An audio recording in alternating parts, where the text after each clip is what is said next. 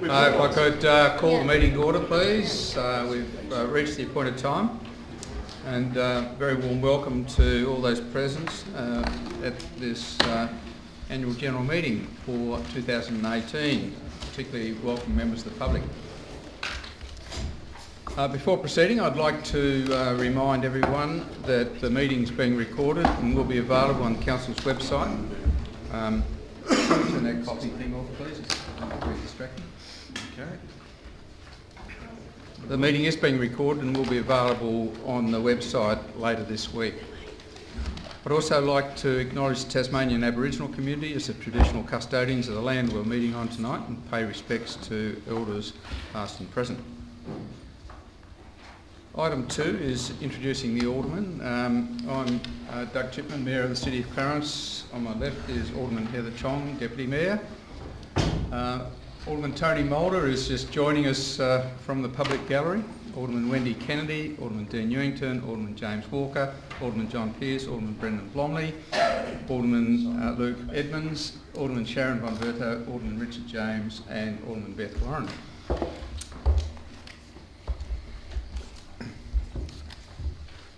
So there being no apologies, meeting procedures for tonight follow pretty much conventional lines, and there is a copy of them in the handout that's available in the public gallery if anyone's interested in perusing those.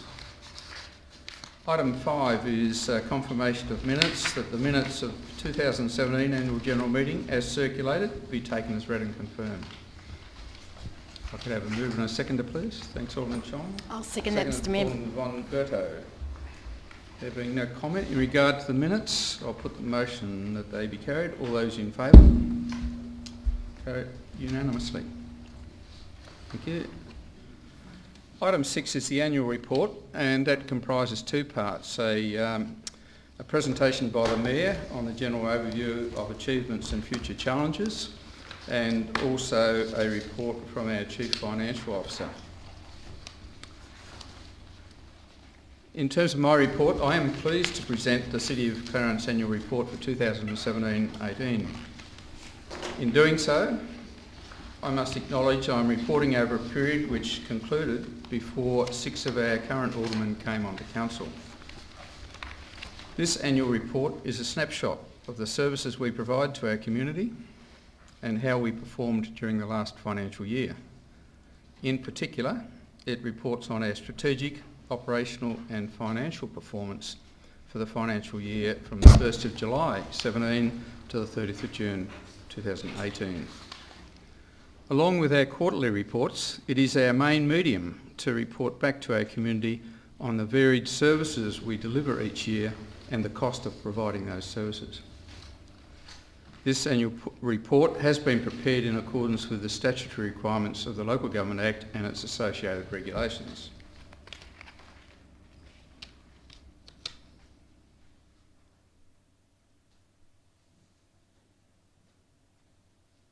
The 2016 census revealed that the City of Clarence has continued to grow significantly, with the population now climbing to over 55,000.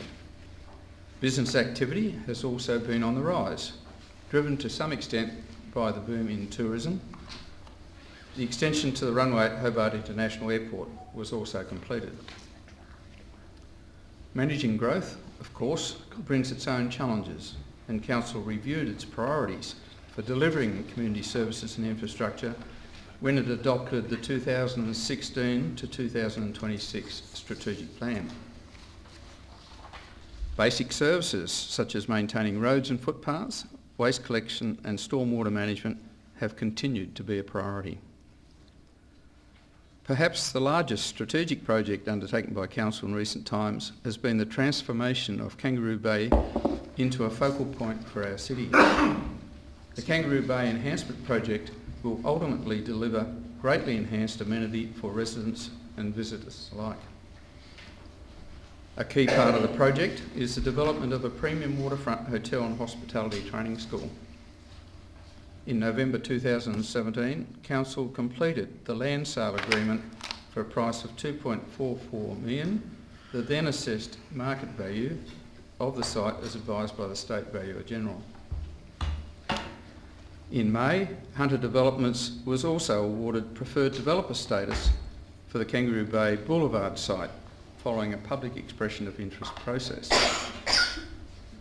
The proposal for the Boulevard site includes a mix of residential apartments and townhouses, a black box theatre, commercial retail spaces at street level, and a car parking for the use of residents, visitors and the public generally. As part of the redevelopment of Kangaroo Bay, it was pleasing to see that the parklands opened to the public, together with the Clarence Foreshore Trail from the parklands to Rosny College. The boat ramp at Rosny Park was also completed, as was the new sporting facility that includes public toilets and change rooms and club rooms leased to the Clarence District Cricket Club. In line with population growth and the recent increased participation in women's sports, Council has worked very hard to provide further sporting and recreational facilities right across the city. I was delighted to see the completion of the Bell Reef Beach All Abilities Playground in mid-2017 and see this new regional play space embraced and enjoyed by people of all ages and abilities. It is a wonderful design with many features for people to explore, and I would particularly like to thank local children, schools and groups who told us what kind of equipment they wanted and how to make the playground an accessible and inclusive place for families. The completion of the new multi-user pathway around Rosny Hill Road and the Richmond Brinktop, South Arm Blessington and Kangaroo Bay Rivulet tracks now provide greater recreational opportunities across the city. Earlier this year, Council celebrated two key milestones. The Clarence Jazz Festival turned 21 in February, with 9 days of concerts held around our beautiful city. The festival featured a mixture of international and national jazz artists alongside some great Tasmanian talent. From humble beginnings, the Clarence Jazz Festival has become a key event in our city and a proud supporter of Tasmanian musicians, particularly emerging talent. Also, the Clarence Family Daycare Scheme celebrated 40 years in operation with an exhibition at the Schoolhouse Gallery. Since 1977, the scheme has provided care to thousands of children and currently averages more than 400 children each week. It's also been wonderful to have Council recognised twice at state and national level. Firstly, we received the major Australian Coastal Council's award for our coastal adaptation pathway to manage our coastline under changing climate conditions. The award recognised Council's endeavours to address the impacts of climate change through actions such as new planning scheme controls, filling in dune low points at vulnerable sites, photogrammetry and high-resolution aerial beach monitoring. Along with project partners, Council also received the 2016 Local Government Association of Tasmania Award for Excellence for the Awake Before Death project. This innovative project aimed to promote and encourage conversations about end-of-life planning through the sharing of stories on death, dying, grief and bereavement through film. As Mayor, I am very proud that this Council is able to continue high quality basic services to our community while embracing new initiatives that enable residents across their lifespan to improve their well-being and participate fully in our community. I'd like to thank my colleagues over the period for their support, the General Manager and his team for their ongoing commitment and professionalism in planning and delivering the services that benefit our community each and every day.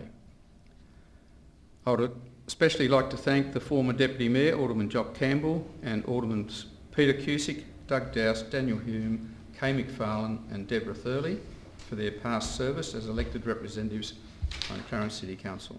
The 2018-19 period is already underway, and it is with great optimism that I look forward to working with Council to take on the challenges ahead. I commend the 2017-18 annual report to you. I'd now appreciate a mover and a seconder that it be received. Thank you, Alderman Pearce. Seconded, Alderman James. I just would like to make a comment, if I may, to move things. Certainly. Alderman James. Yes, thanks, Mr Mayor. I note that the draft of the 2017-18 annual report was dispatched on the 23rd of November last. We haven't received a hard copy or ratification of the actual annual report in its printed format. Is there a reason for that, please? Table one now. I thought they were distributed, Mr Mayor, but if they haven't been, I can make sure everyone has a copy, but I table a copy there. Would it be possible to have that copy? I think you can have that copy. Absolutely. Are there any other speakers or questions in regard to the Mayor's report? In that case, I'll put the motion that it be received. All those in favour? Carried unanimously. Thank you very much.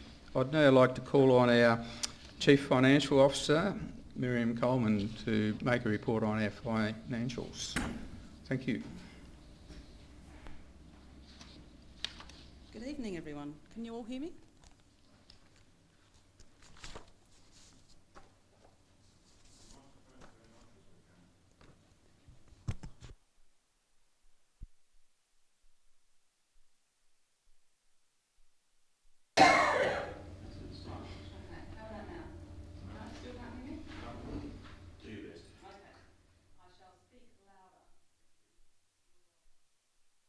I am pleased to present the 2017-18 financial statements to this evening's annual.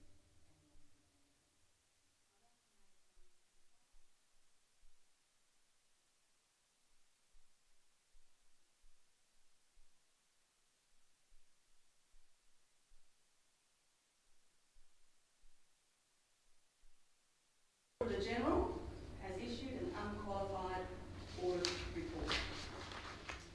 In terms of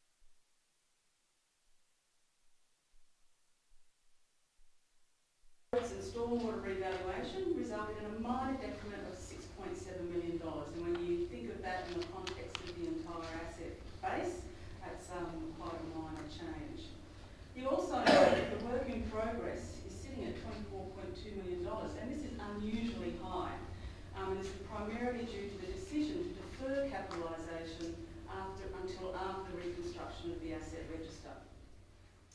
This should reduce traditional levels in 2019.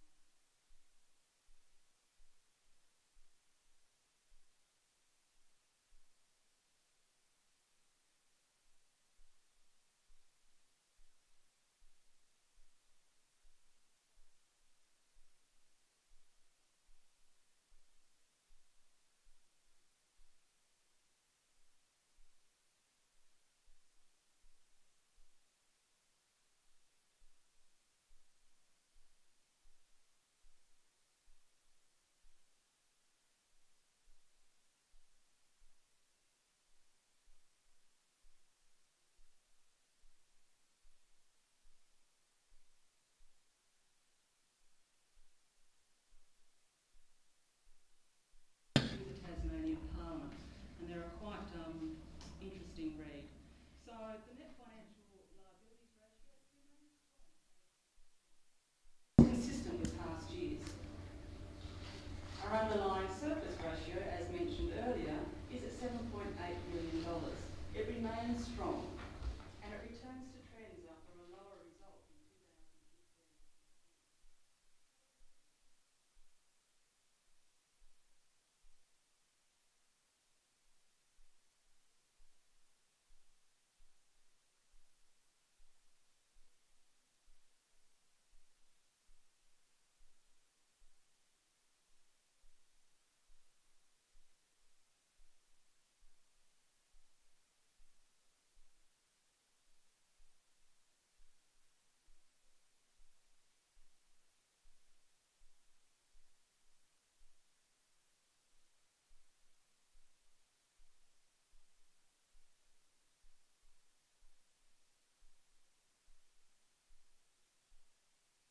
However, again, this is consistent with our asset management plans and our 10-year plan, and the physical effort of approximately 80% over the actual life of the plan.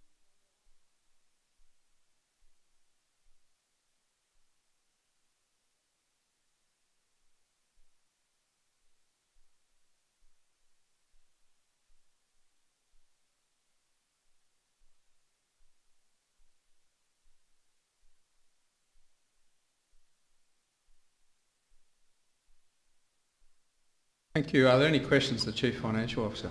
Alderman James. Thank you, Mr Mayor. It's been noted that there is a carryover balance of about 15 million in the capital works budget into the 18-19 financial year. How are we going to be able to handle that sort of carry forward amount, given that we are obviously going to have capital works projects approved in next year's budget, or not in 2018-19 budget. So how are we going to address that, given that there is a large capital works program that's still to be carried forward, and we still have to obviously look at capital works projects in the 18-19 financial year? No, it's not. Thank you for your question, Alderman Raine.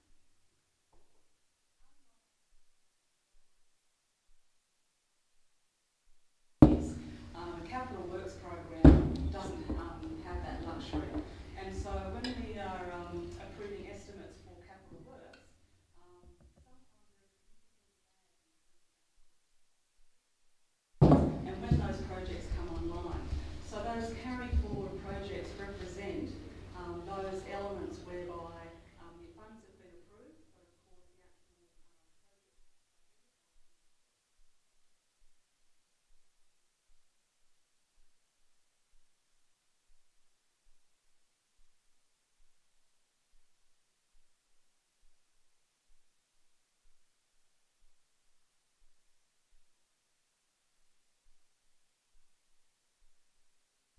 Other questions of our Chief Financial Officer.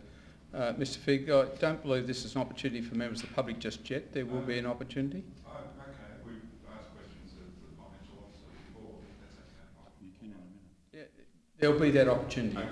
shortly. Yeah. But any other questions around the table of the Chief Financial Officer? Okay, thank you very much, Chief Financial Officer, for your report. I note that there have been no submissions received in regard to this AGM and the annual report. So the next matter is a motion to adopt the annual report. If I could have a mover and a seconder for that, please. Thank you, Alderman Kennedy. Seconded, Alderman Pearce. Any further discussion? Put the motion then. All those in favour? Carried unanimously. Item 7 is motions on notice, and there have been none received. Items 8 is questions on notice, and we have received one. General Manager. Thank you, Mr Mayor. There has been a question received from Mr P Taylor of Rosny. It's quite a detailed question and is printed in your agenda, so I won't read it, but I will perhaps take the liberty to read the response, Mr Mayor. Firstly, I thank Mr Taylor for his question. Clarence City Council financial statements are prepared and reported in accordance with Australian Accounting Standards and the Local Government Act 1993. The financial report has been prepared on an accrual and going concern basis. The accumulated surplus increase, as described by Mr Taylor, has been significantly influenced by transactions that are capital in nature. Of the $147 million increase for the period 2014 to 2018, the recognition of assets in accordance with accounting standards affected the surplus to the value of $126 million. Note 39 on page 80 of the annual report shows Council's underlying surplus for the period 2014 to 2018. This measure reflects the surplus or deficit when capital-related transactions are eliminated. In essence, it reflects the outcome of operations using Council's own funds. For the period 2014-2018, Council has reported an underlying surplus with an accumulated value of $22 million, which is 15% of the change in the accumulated surplus reported in the balance sheet that Mr Taylor refers to. Council is not immune to economic pressures such as inflation. To ensure that Council continues to operate sustainably, an increase in rate income, which is the key source of revenue for Council, is required in order to support the growing demands on Council infrastructure and the provision of services now and into the future. The average increase in rates from 2014 through 2018 was 2.38% per annum. Details regarding the balance of the reserves are reported in note 30 on page 74 of the annual report. Of the total value of the reserves, 97% relates to the asset revaluation reserve. That represents the net increments arising from the revaluation of non-current assets. Mr Mayor, a copy of this answer will be recorded in the minutes of the meeting. I will also ensure that a written response is provided to Mr Taylor, and would publicly say to him that if there are any further information or clarification of that answer required, if he could write to me, and we'll try and endeavour to answer his questions. Thank you. And the minutes also will be on the website later this week, I imagine. Yes, I think they will. I was just thinking of yes, they will. Yes, I'm thinking AGM, but that's right. Yep. Thank you. So that concludes item 8. Item 9, questions without notice. Mr Figg. Thank you, Mr Mayor. I don't know if this is on or you can hear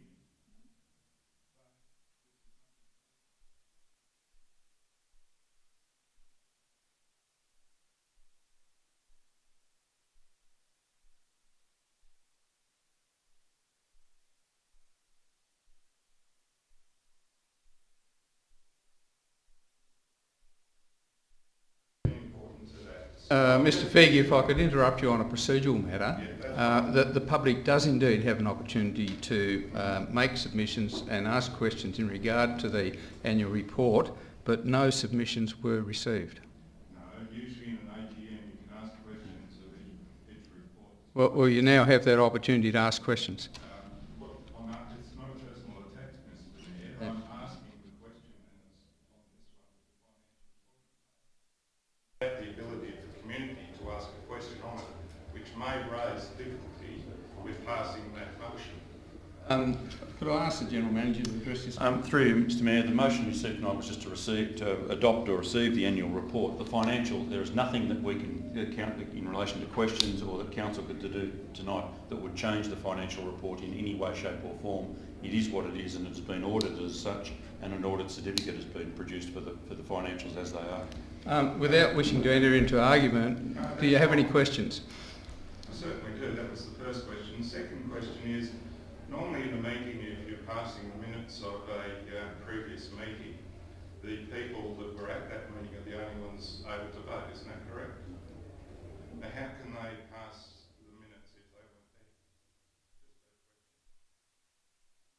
there? Quite common practice, Mr Mayor, that generally the mover and seconder are people that were attended the meeting, but the rest of the people can, all they're voting on is that the minutes are a true and correct record. Yes, they weren't there, but that's standard meeting protocol. True, I must go to different meetings, but anyway. The other point that I've got is that the distribution of these reports is far too late for the public to actually read them. We have about 5 or 10 minutes to read the annual report. I would like at least a week to read an annual report from such a large and discreet body like yourselves. Through you, Mr Mayor, the annual report was advertised and submissions was made publicly available, and people had an opportunity to make submissions in relation to it. Hence, I believe probably the likelihood of the question from Mr Taylor this evening.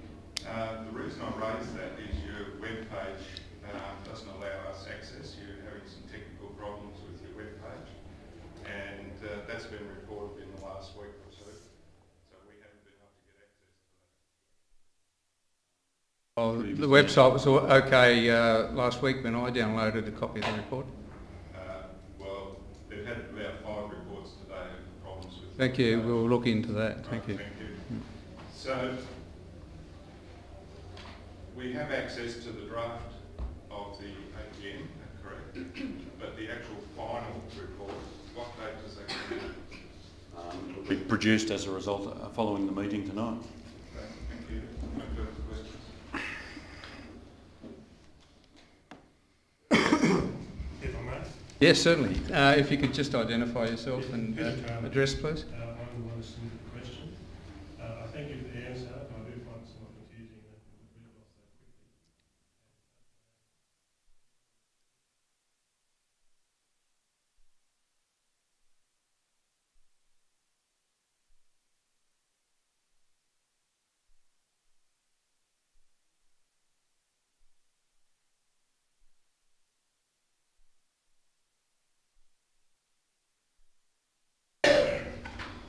Very much. I don't know if you want to have a go at that first.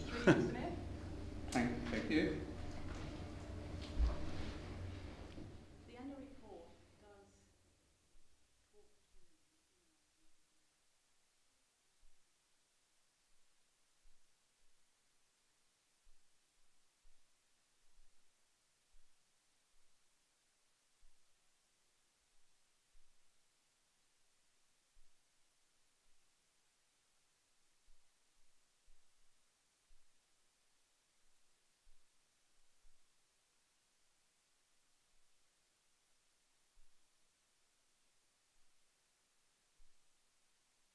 Look, if I could. The annual report directly report on the accumulation and intended use of reserves. Yeah. You've referred to the financial report. I said the annual report. I understand it's part of it. It does not mean that the accumulation of funds and how they be used necessarily has to be in the financial statement. It could be a statement elsewhere in the annual report. That's what I'm saying. Sorry, perhaps if I can answer that. Sorry, Mr Taylor, I do understand now what you're saying. The answer we provided is in relation to the financial report, which forms a component of the annual report. Your question is why isn't the use of the reserves highlighted separately in the annual report? That's right, the words. What- Should be annual Okay, report. as the financial report constitutes a component of the annual report, we've interpreted your question in relation to that. I will give an undertaking to provide a written response to you in relation to the use of what the reserves are held for, and we'll take on board your comments. I'm not giving you an undertaking that we'll report in the manner that you've requested in future years, but I will provide you with a detailed answer as to what the reserves are for.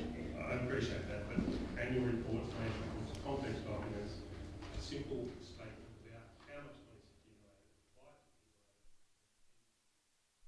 it's accumulated. Just to understand. So certainly take that question on notice and provide with an answer, and thank you for persisting on that. Thank you. Any other questions without notice?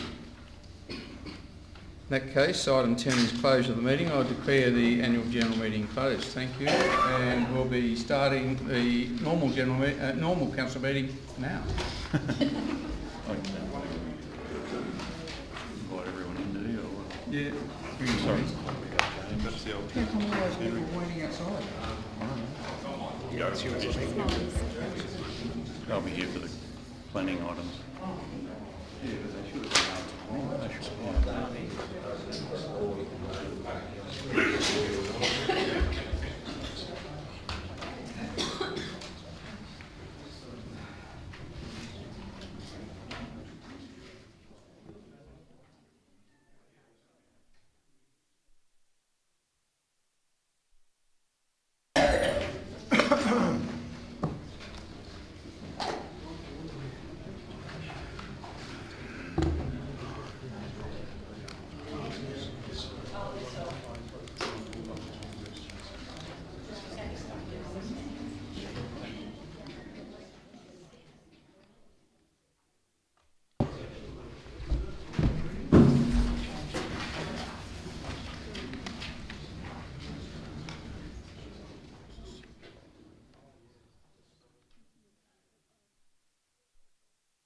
Because I was trying to put them in order and went, oh.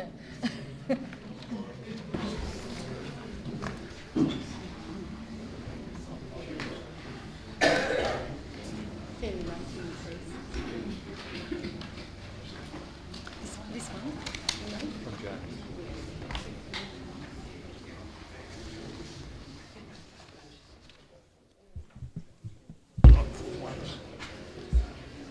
Moving a bit like mine. Sorry? Yeah, I know.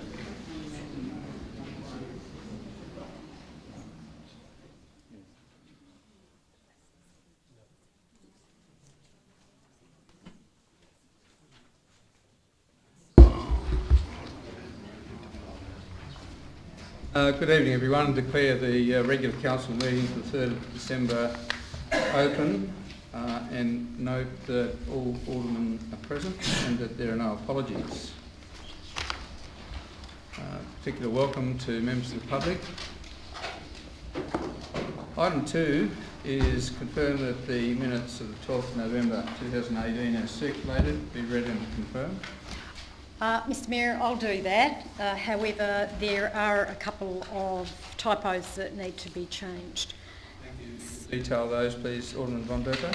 So on page 5, Alderman Edmonds' name needs to be spelt correctly, and on page 10, Frederick Henry Bay needs an E in it. Thank you. Do we have a seconder with those noted changes, please? Thank you, Alderman Pearce. No further corrections or comments on the minutes. I'll put the motion that they be read and confirmed. All those in favour? Carried unanimously. Thank you. There's nothing to report at item 3. Item 4 is that Council notes the workshops conducted on the 19th and 26th of November and the agenda brief conducted on the 30th of November. Thanks, Alderman Pearce. Second, Alderman Ewington. Alderman James. Yes. Thanks, Mr Mayor. On page 6 of the council workshop, item 4, it refers to a property matter there. Is that normally has an identity or what it's about in order for that to be demonstrated? It was a matter that was discussed at the workshop on the, I think the last Monday. Through Mr Mayor, that relates to the property matter that's in closed meeting tonight and was designated as such on the basis that because the item was going to be in closed meeting. Sorry, can I add to that, Mr Mayor? Because it relates to the possible purchase of a parcel of land.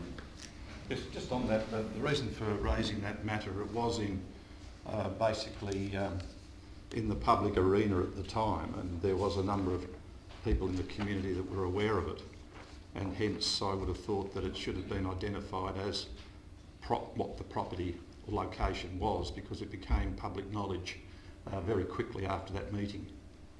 Thank you, Alderman. So my question is that ought it be identified as what that item is, notwithstanding that it was in the public?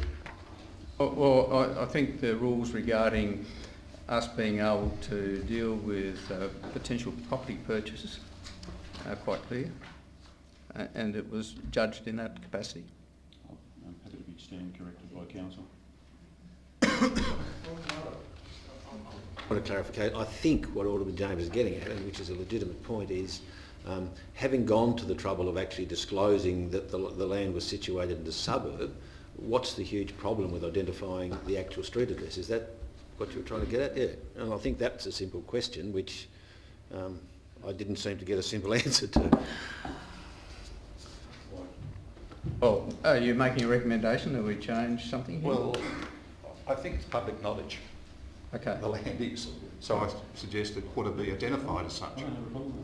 Okay. And therefore, after property matter, we ought to identify the land, which is at Gilston Bay Road and number 78. Yes, Gilston Bay, 78 Gilston Bay Road. Is the mover and seconder happy to have that slight amendment in there? Thank you. Seconder, are you happy with that? Any other comments, discussion in regard to the workshops? In that case, put the motion that council notes the workshops conducted on those dates in the agenda brief on the Friday last. All those in favour? Against? Carried. Item 5 is declarations of interest of Alderman or close associate, and I'd like to declare an interest in item 13.2. Are there any other declarations of interest of Alderman or close associate? Thank you. Item 6, tabling of petitions. General Manager. Thank you, Mr Mayor. I do have a petition somewhere here. There we go. Mr Mayor, I have a petition from 28 signatories requesting that the proposed traffic calming yellow line between 37 and 47 Norma Street, Howrah, not go ahead. I'll table that. That'll be reported on a subsequent council meeting. Thank you. Are there any other petitions to be presented from the floor? Item 7 is public question time. There are no public questions on notice or answers to questions on notice. However, at item 7.3, there's answers to previous questions taken on notice. General Manager. Through Mr Mayor, there's a response to an earlier question from Mr Figg in relation to drainage issues, Lauderdale. It's as printed in the agenda. Thank you. 7.4, are there any questions from members of the public without notice? Mrs Marsh, I think, was first up.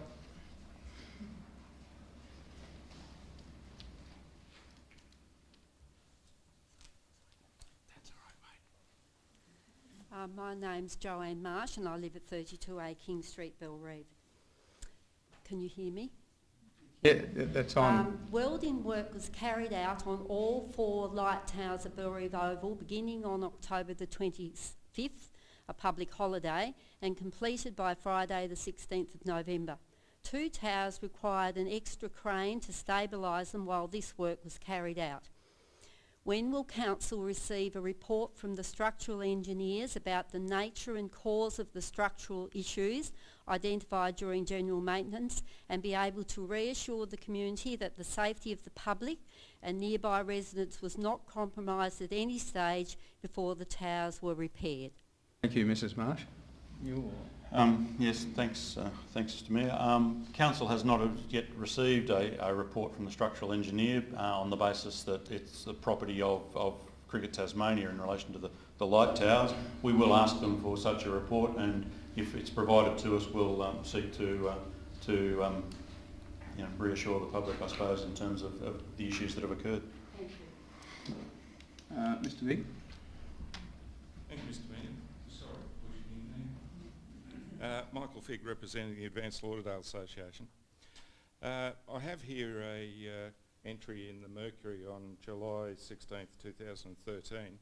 It's titled "Go Ahead for $10 Million Complex." That's the Woolworths complex at Lauderdale. It's now 2018 going on 19. Could you tell us where that $10 million complex is at in the planning system, please? Through Mr Mayor, we did issue, or planning permits were issued for the development. I'm not sure whether they've lapsed or been continually renewed. Mr Lovell, do you know the answer to that?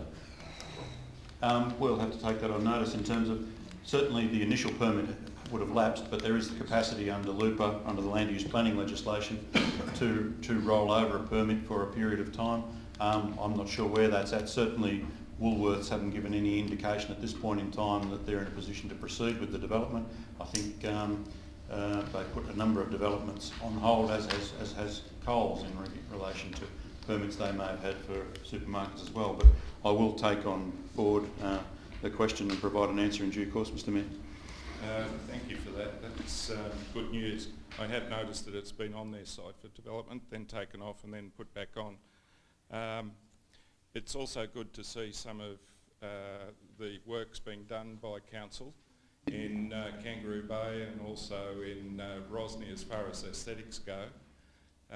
If we had more information about developments, pro and con, it would be very handy for the people that live in the area. And that's why there's been so much interest in the Lauderdale issue. So thank you for your response. Any other questions from members of the public? Yes. Please come forward to the microphone. And if you could identify yourself and... Yes, my name's Peter William McDermott. I live at number 1 Hookie Place in Rugby, and this is my third time back tonight about the light issue, Doug, and I'm aiming this at you. Now, the situation is, please tell me as a Clarence Council ratepayer about the massive brightness that I'm being situated with at the moment, opposite my place at outside 66 Hookie Street. Several times, many influential people have approached you and Ross Graham and your general manager about the situation outside my home, and nothing has been done. Just fed crap.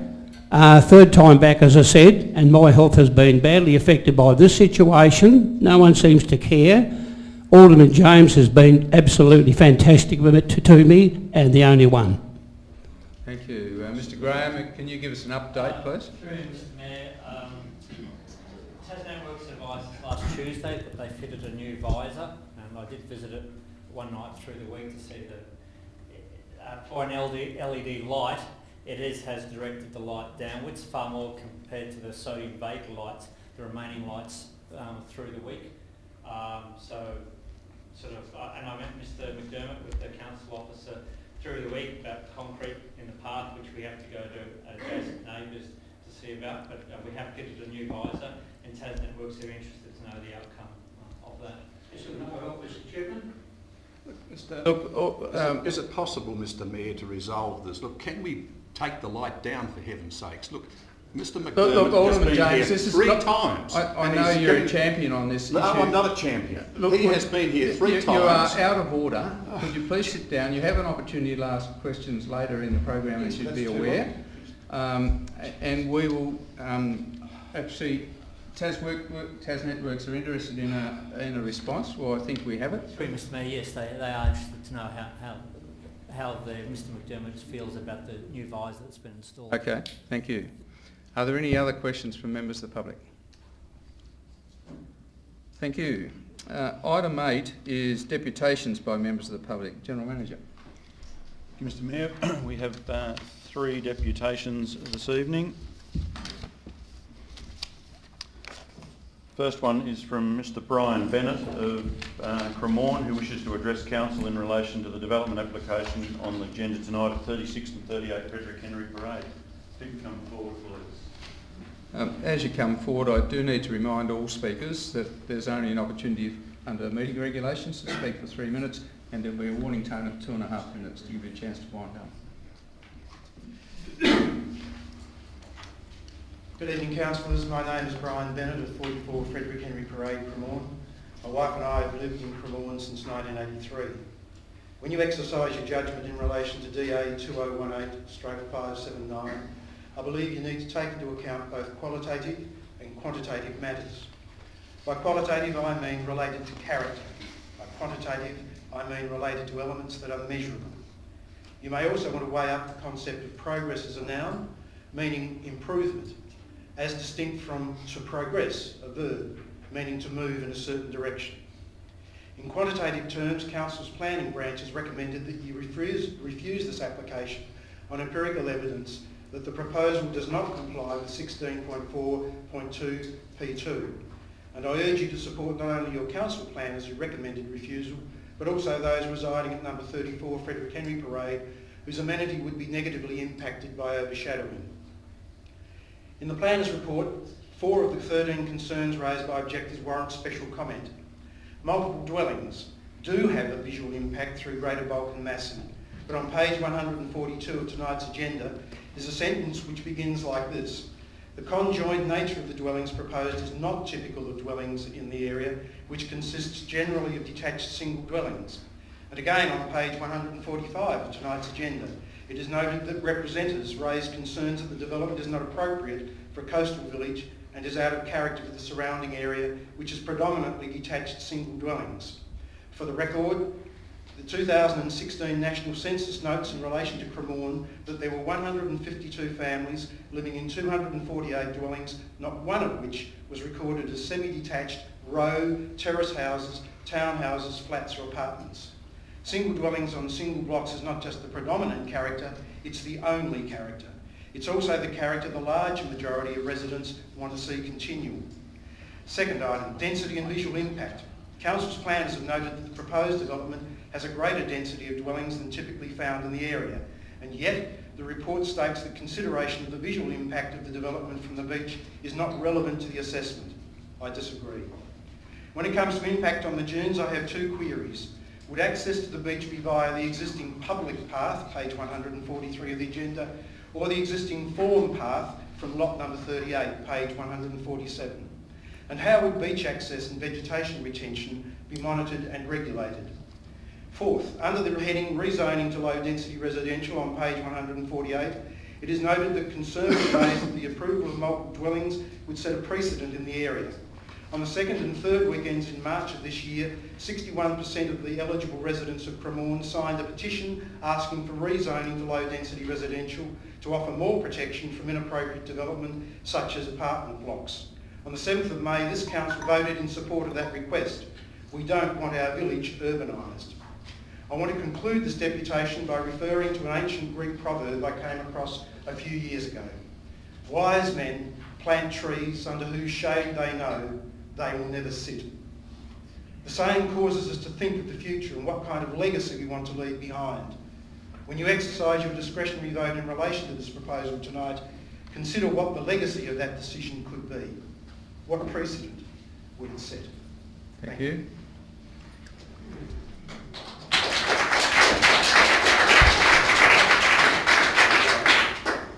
I do need to ask the public that to respect people who've got views on both sides of the fence, and they should be able to exercise those views in that chamber without fear or favour, and it's not an occasion to enter into either applause or booing or waving banners or whatever. Please but respect the fact that it's an opportunity to listen to the debate on both sides. Thank you. Next speaker, please. Next speaker, Mr Mayor, is Richard Fader, also of Cremorne, who wishes to address Council in support of the planning application at 36 to 38 Frederick Henry Parade, Cremorne. If you can come forward, please.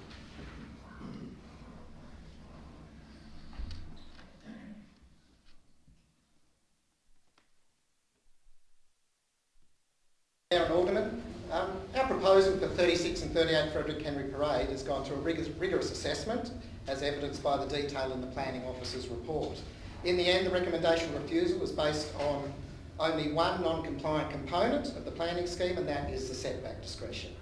Whilst not strictly relevant, it's clear from our DA and submitted plans that the house to our south, slightly higher than our proposal, has been built very close to our southern boundary and well within what would be an unacceptable setback under the current scheme.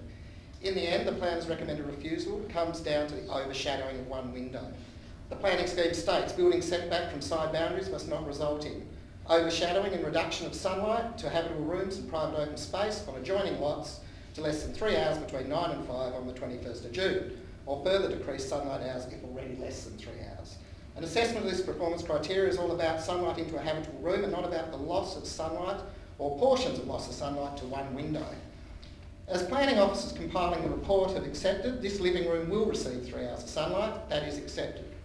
I urge you to consider, on the plain reading of the provision, that once the quantitative standard is met, i.e. the room gets 3 hours of sunlight between 9 and 5 on the 21st of June, then that's the end of the matter as far as compliance with our proposal is concerned. It doesn't matter that the window of the same room may be overshadowed, either in part at other times of the day. Curiously though, the planning officer's report says that the windows on the eastern elevation of 34 Frederick Henry Parade, overlooking the beach, obtain direct sunlight from 10 till 11, and by 12 are starting to be overshadowed. There's a couple of points I'd like to make. The living room windows face directly east. The sun rises in the east before 9 a.m. on any day of the year, including the 21st of June, and they'd be receiving direct sunlight from 9 a.m. as the shadow diagrams show, not 10 a.m. The second point that needs to be made is that on any test, the sunlight to that habitable room within 3 hours is not being reduced by any impact from our proposal. Finally, and probably most importantly from your perspective, I'd like to voice my dismay at the process. Our architect was aware that the planning officers felt the case of Fuchs might apply in the way the criteria is assessed. We got legal advice from Mr David Morris of Simmons Woolpagan, who drew our attention to a latter case in 2008, which clearly states Fuchs does not apply. Our architect provided a summary of that advice to the Council's planning officers, and I'm surprised that they have, despite the provision of that email, not drawn your attention to the contrary opinion, and I have that if you'd like it.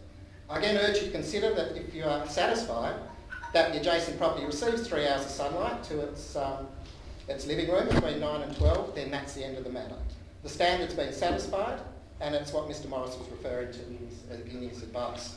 I urge you to accept the adjacent property is advantaged by plenty of sunlight for more than 3 hours and commend our proposal to you. It's been very carefully considered and I believe it will add to the emboldened fabric of Cremorne. We've been part of the Cremorne community for over 7 years, our family, and we'd like to continue. Thank you. Thanks very much.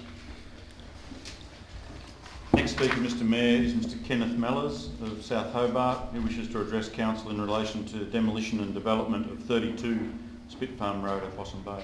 You can come forward, please.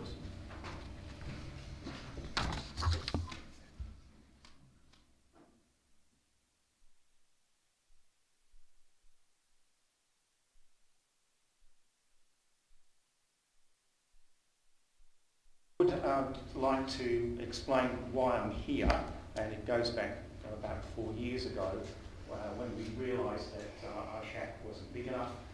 We have a virgin family, we have 6 grandchildren and a 2-bedroom shack, and it just doesn't work out. So we put the cart before the horse.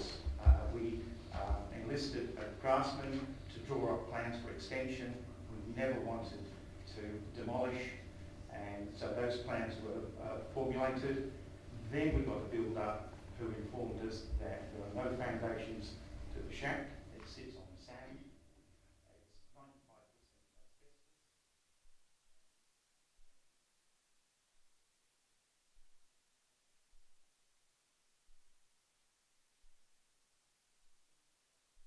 asbestos. For demolition, as you would be aware, and there were objections which we think have been addressed. I met with the planner and we have agreed to all recommendations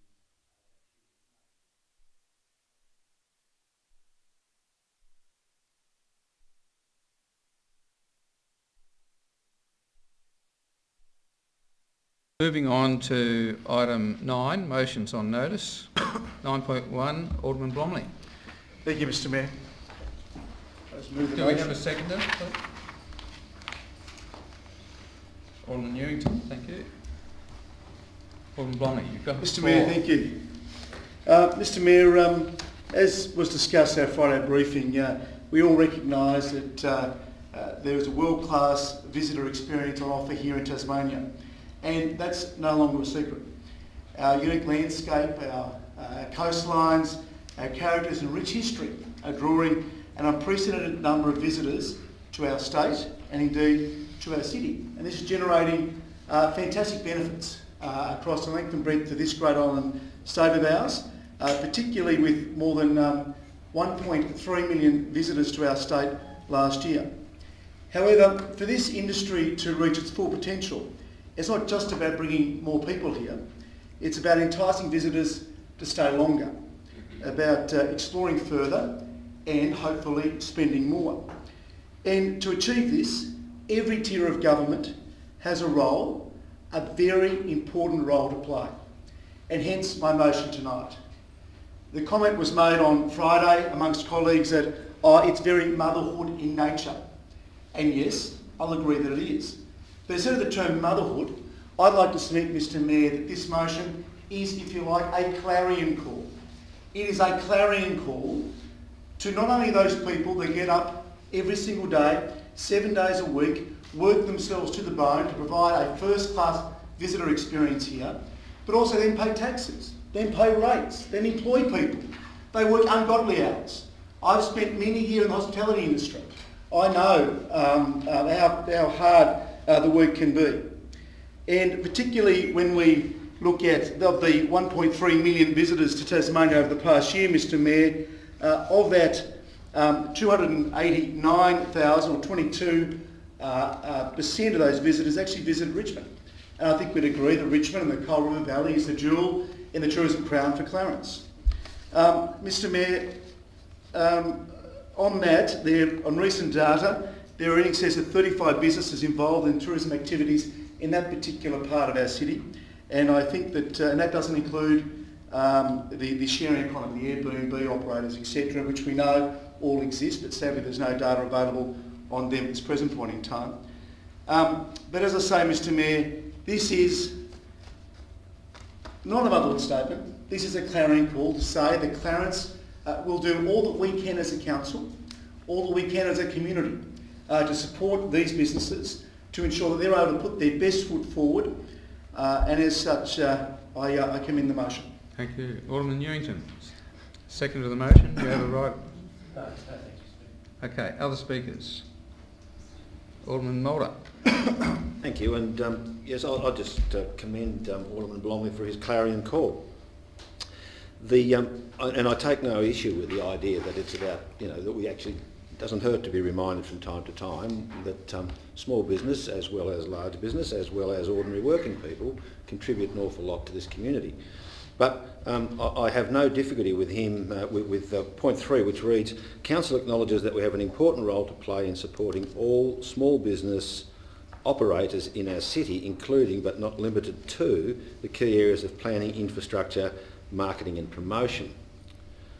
I do a bit concerned that we are starting to identify that we should support all small business operators in our city, because it sort of implies that somehow or other where council gets an opportunity by funding or other issues that we could possibly, that we have some obligation or some role in that. And to be quite honest with you, I certainly don't think that council has that role.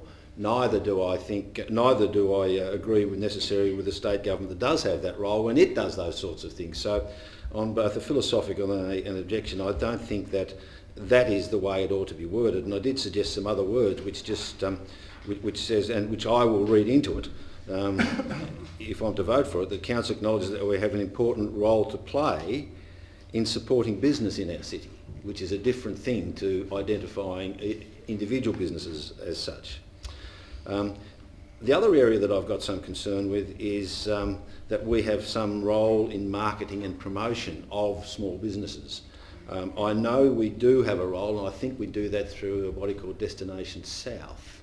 So if that's what 3 means, that's fine. But council as a separate role, I think we've got to be very careful about marketing, particularly if it's individual small business operators, as the motion suggests. So apart from those two, which are probably pedantic interpretations of what Alderman Blomley actually meant, I'm happy to support a clarion call for us just to prick our ears up and take notice that when we're making decisions surrounding planning and infrastructure, that we should actually have an ear to the benefits that these that small business, indeed all people, bring to this city.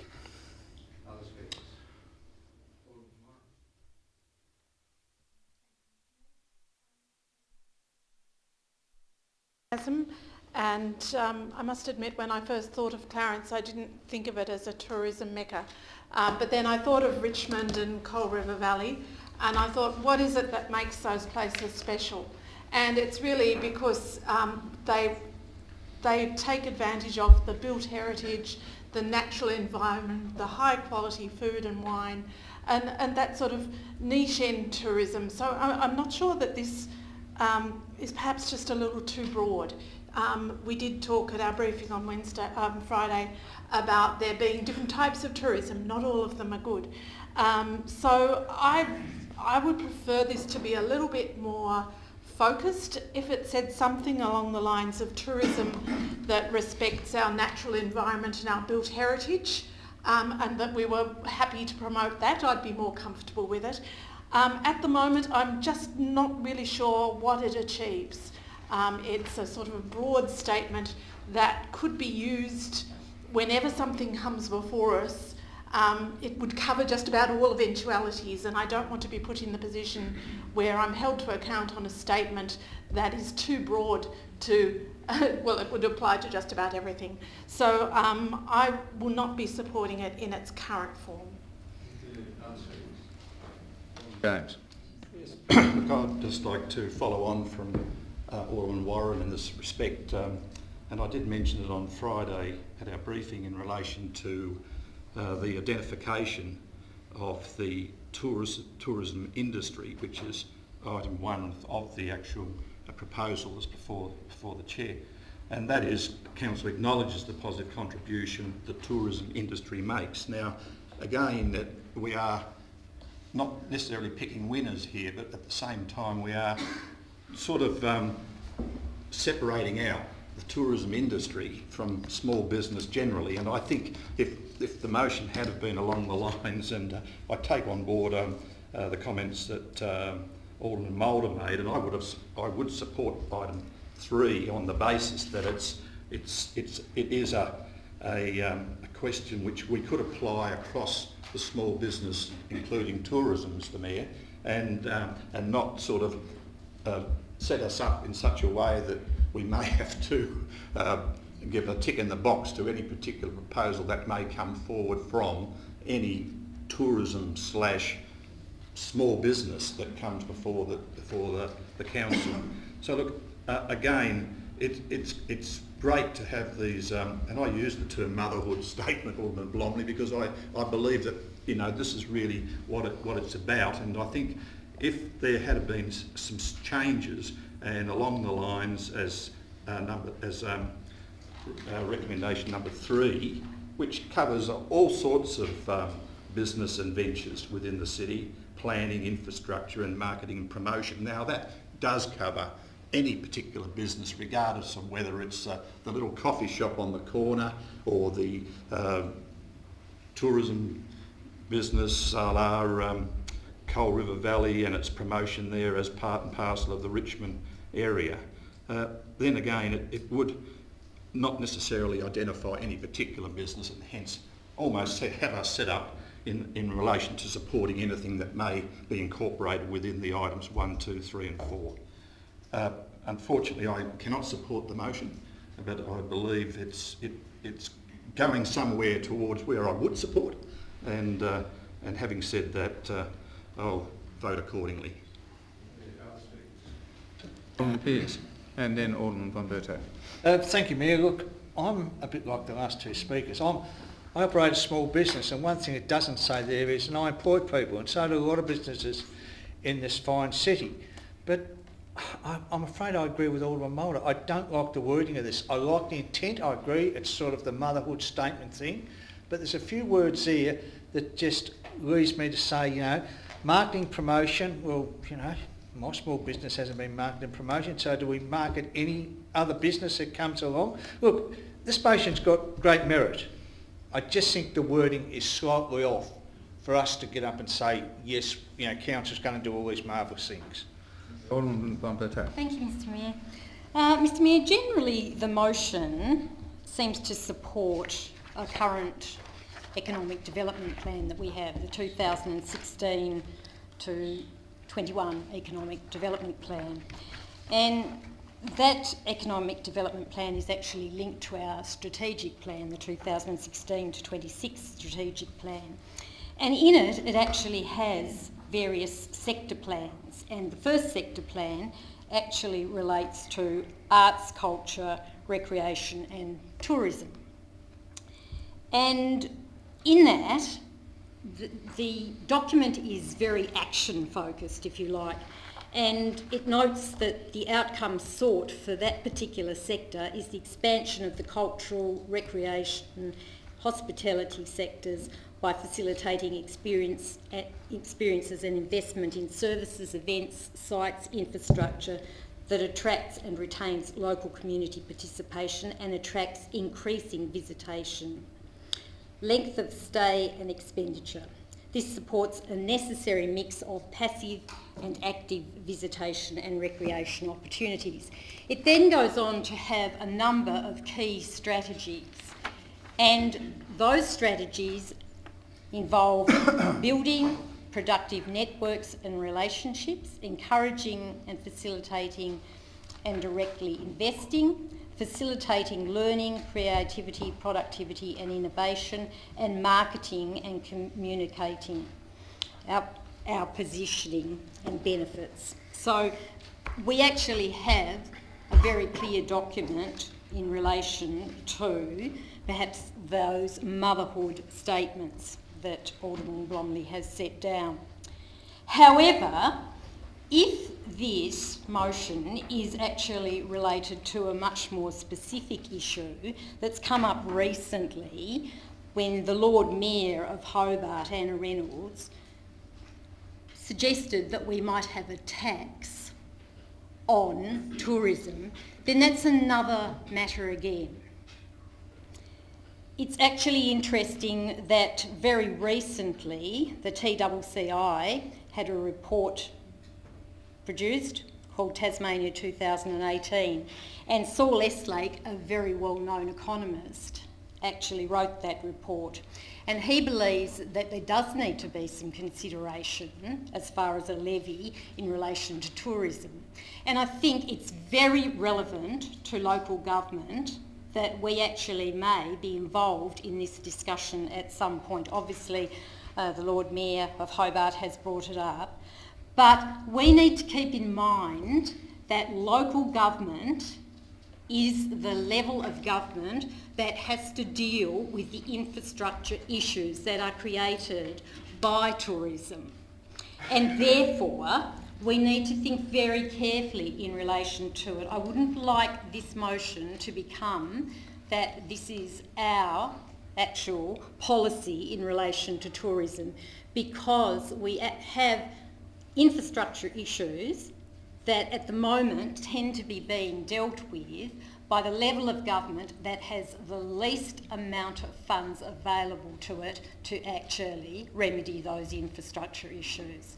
So I have mixed feelings about this particular motion in terms of, as Alderman Warren said, what is the reasoning behind this motion? Thank you. I'll be very brief. I think Alderman von Berto makes a few good points. I accept the spirit that I think this was written in as the clarion call. I think, I don't want to put words in your mouth, Brendan, but might be put out there as a clear statement of intent from this side of the river, as opposed to some of the mixed messages on the other side. Tourists do land in our city, and any kind of signal we can give to keep them here is good. And yeah, I reckon we should do all we can to support our tourism industry. I would say that perhaps there might have been room to endorse some of the plans that Council already has in place where there's duplication.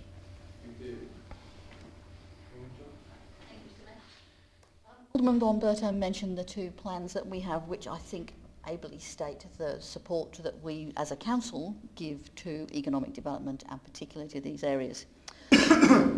I find it very difficult to support this motion, not actually because obviously I support tourism, I live in Richmond, it's a big part of the business there and a big part of what people do in this city.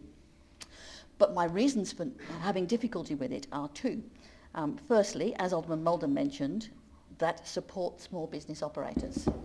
Many of the businesses in this city employ a lot of people, generate a lot of income. They're not small business operators. Houston's Farms is not a small business operator these days by any stretch of the imagination. And there are a number of organisations like that. And this motion implicitly says that we won't support those kind of businesses because they're not a small business operator. My other issue, and it's perhaps pedantic, is it talks about the key area of planning. Now, love it or loathe it, we have a planning scheme, that's what we do planning on. The planning scheme doesn't care what kind of business you are, doesn't care what kind of shop you are, any of that kind of stuff. You have to deal with it on the planning issues. And I'm just a little concerned that this is a bit vague about supporting key areas of planning without necessarily elucidating what that is and possibly leaving us open to all sorts of issues in the future. Thank you. Any other speakers? Hi, Alderman Blomley. Thank you, Mr Mayor. Mr Mayor, I'd like to thank colleagues for their views this evening. Obviously, as I said when I was first entering this place, about a contest of ideas, and it's good to see that's well and truly in action here tonight. What this motion is about, as I said in my opening few words, it is a clarion call. It's about sending a very clear message, that Clarence is open to business. You know, we're going to be supportive of those people that want to come here and employ people that want to pay rates. I mean, last meeting I was just dumbfounded by the result that we had there for a young couple that wanted to open up a tourist or hospitality type business. Absolutely gobsmacked by the decision made by this body. And this might be calling it a motherhood statement and quoting parts of the economic development plan and the strategic plan at me. Well, let me tell you, I was here before you were, Alderman von Berto, and I've read these plans. Alderman Blomley, if you can keep this on the issues and not make it personal, I will, please. Mr Mayor, and in particular, I'll go to the strategic plan, and I'll draw your attention, Mr Mayor, to, so it's not even numbered here, but where it says under the heading, Clarence current and future environment, the Tasmanian economy has consistently underperformed as compared to other states over a lengthy period. Major headwinds of a narrow economic base, the transition away from traditional industries, and low levels of employment are factors which have contributed to this situation. However, there have been recent green shoots of economic growth emerging, which include an acceleration of tourism, major construction activity in the Hobart region, and a maturing of fine food and wine industries, entertainment and the arts. Economic activity within Clarence has benefited from the positive aspects of the economy, leveraging on developments in the region and the increasing reputation of produce from the Coal Valley. That's our strategic plan. Go to the economic development plan. I also can be very selective in my quoting too, but it'll tie it in nicely because it underscores my point very effectively. Richmond is one of Tasmania's most historic villages. It still struggles to convert this visitation into a longer stay and into visitor expenditure. Product rejuvenation is likely to enhance opportunities. It goes on to say, small-scale cottage accommodation is widely dispersed from Richmond through South Armden and to a lesser extent through the longer established villages such as Bellary Village. Clarence is now well placed to increase its focus on local high-quality food and beverage through expanding the Coal River wine route to include local food and to ensure the products are available in local hospitality venues. It goes on to say, Mr Mayor, a mix of strategies from facilitating events and experiences, leveraging off existing and attracting capital investment, along with developing and marketing a strong fit to Southern Tasmania core offer, or should be offering, is central to converting the opportunity to community benefit. Excuse me. Mr Mayor, this is quite simple. I can understand why some Thank you, Alderman Blomley. You are out of time. I didn't hear the bell, I apologise. Thank you. That's okay. So the motion before the Chair is as presented by Alderman Blomley. All those in favour? Against? The motion is lost. Item 9.2, motion on notice, Alderman Mulder. Thank you, Mr Mayor. In accordance with the notice given, I move that Council request the proponents of Kangaroo Bay Hotel and Hospitality School Complex to consider revising their plans for the development to provide for a smaller scale development that is more in accordance with community expectations. Do we have a second, please? Alderman James, thank you. Mr Now, the Kangaroo Bay Master Plan was something that when I was previously on council, we worked long and hard and worked very assiduously with the community to develop it. Not everyone agrees with it, not everyone always does, but there is no doubt that at the end of that road we had a social licence, particularly from those affected in that particular area. The scale and height of the buildings in the planning permit that was approved by Clarence Council far exceeds those envisaged in the Kangaroo Bay Area Plan. I am not going to get into the issues about whether it met the planning requirements, because as we know the planning scheme has changed and those things are now much more open to the to things that before would have been unacceptable. The point though is that the approved buildings really do constitute an overdevelopment in the general sense of what was originally planned in the Kangaroo Bay Master Plan. They will negatively impact on the amenity of the character and all those other issues that make this city livable. The fact is that it is in a residential area, as most of Clarence is. But the fact is that this one was beyond what the community were entitled to expect as a result of our consultation with them. So we are now at a point where we are in no position to refuse anything, but what we are to do is to appeal to the builders, the developers, the owners and the proponents of this particular development to perhaps go and revise their plans in accordance with an appropriate, in accordance with the social licence that was given before. I'm thoroughly aware that there is no compulsion for them to accept this request. If they do wish to be the good neighbours and they do wish to be part of and to get back to community expectations, they will of course be required to develop a fresh planning permit, as the General Manager has put in his explanatory notes. What I'm saying is that we are now in a position where all we can do is appeal to the better nature of these developers and to come up with something that is more in scale with what the community were led to believe would be appropriate for that area. Thank you, Mr Mayor. It's interesting that Alderman Moulder has worded his motion in such a way as to request the proponents of the Kangaroo Hotel and Hospitality School to consider revising their plans. You know, where we are at the moment is, and it's my understanding that the building plans for the actual construction of the hotel and the training school have not been ticked off by council. In other words, we've had that area flattened and some area of that foreshore claimed as part of the original DA. But at this stage, this particular motion that's before the chair is, in fact, it may have some legs in which to be able to say to the proponents of this development that the community is really concerned and determined that this is an inappropriate development and therefore it should not go ahead. And that may resonate quite well, I think, or perhaps with the developers, because, as I mentioned a moment ago, there is no building approval for stage 2 and 3 that have been actually endorsed by council. It's my understanding that we're still waiting on those plans for and those to be actually reviewed and made sure that they meet all of the necessary requirements of the building code, and that hasn't happened.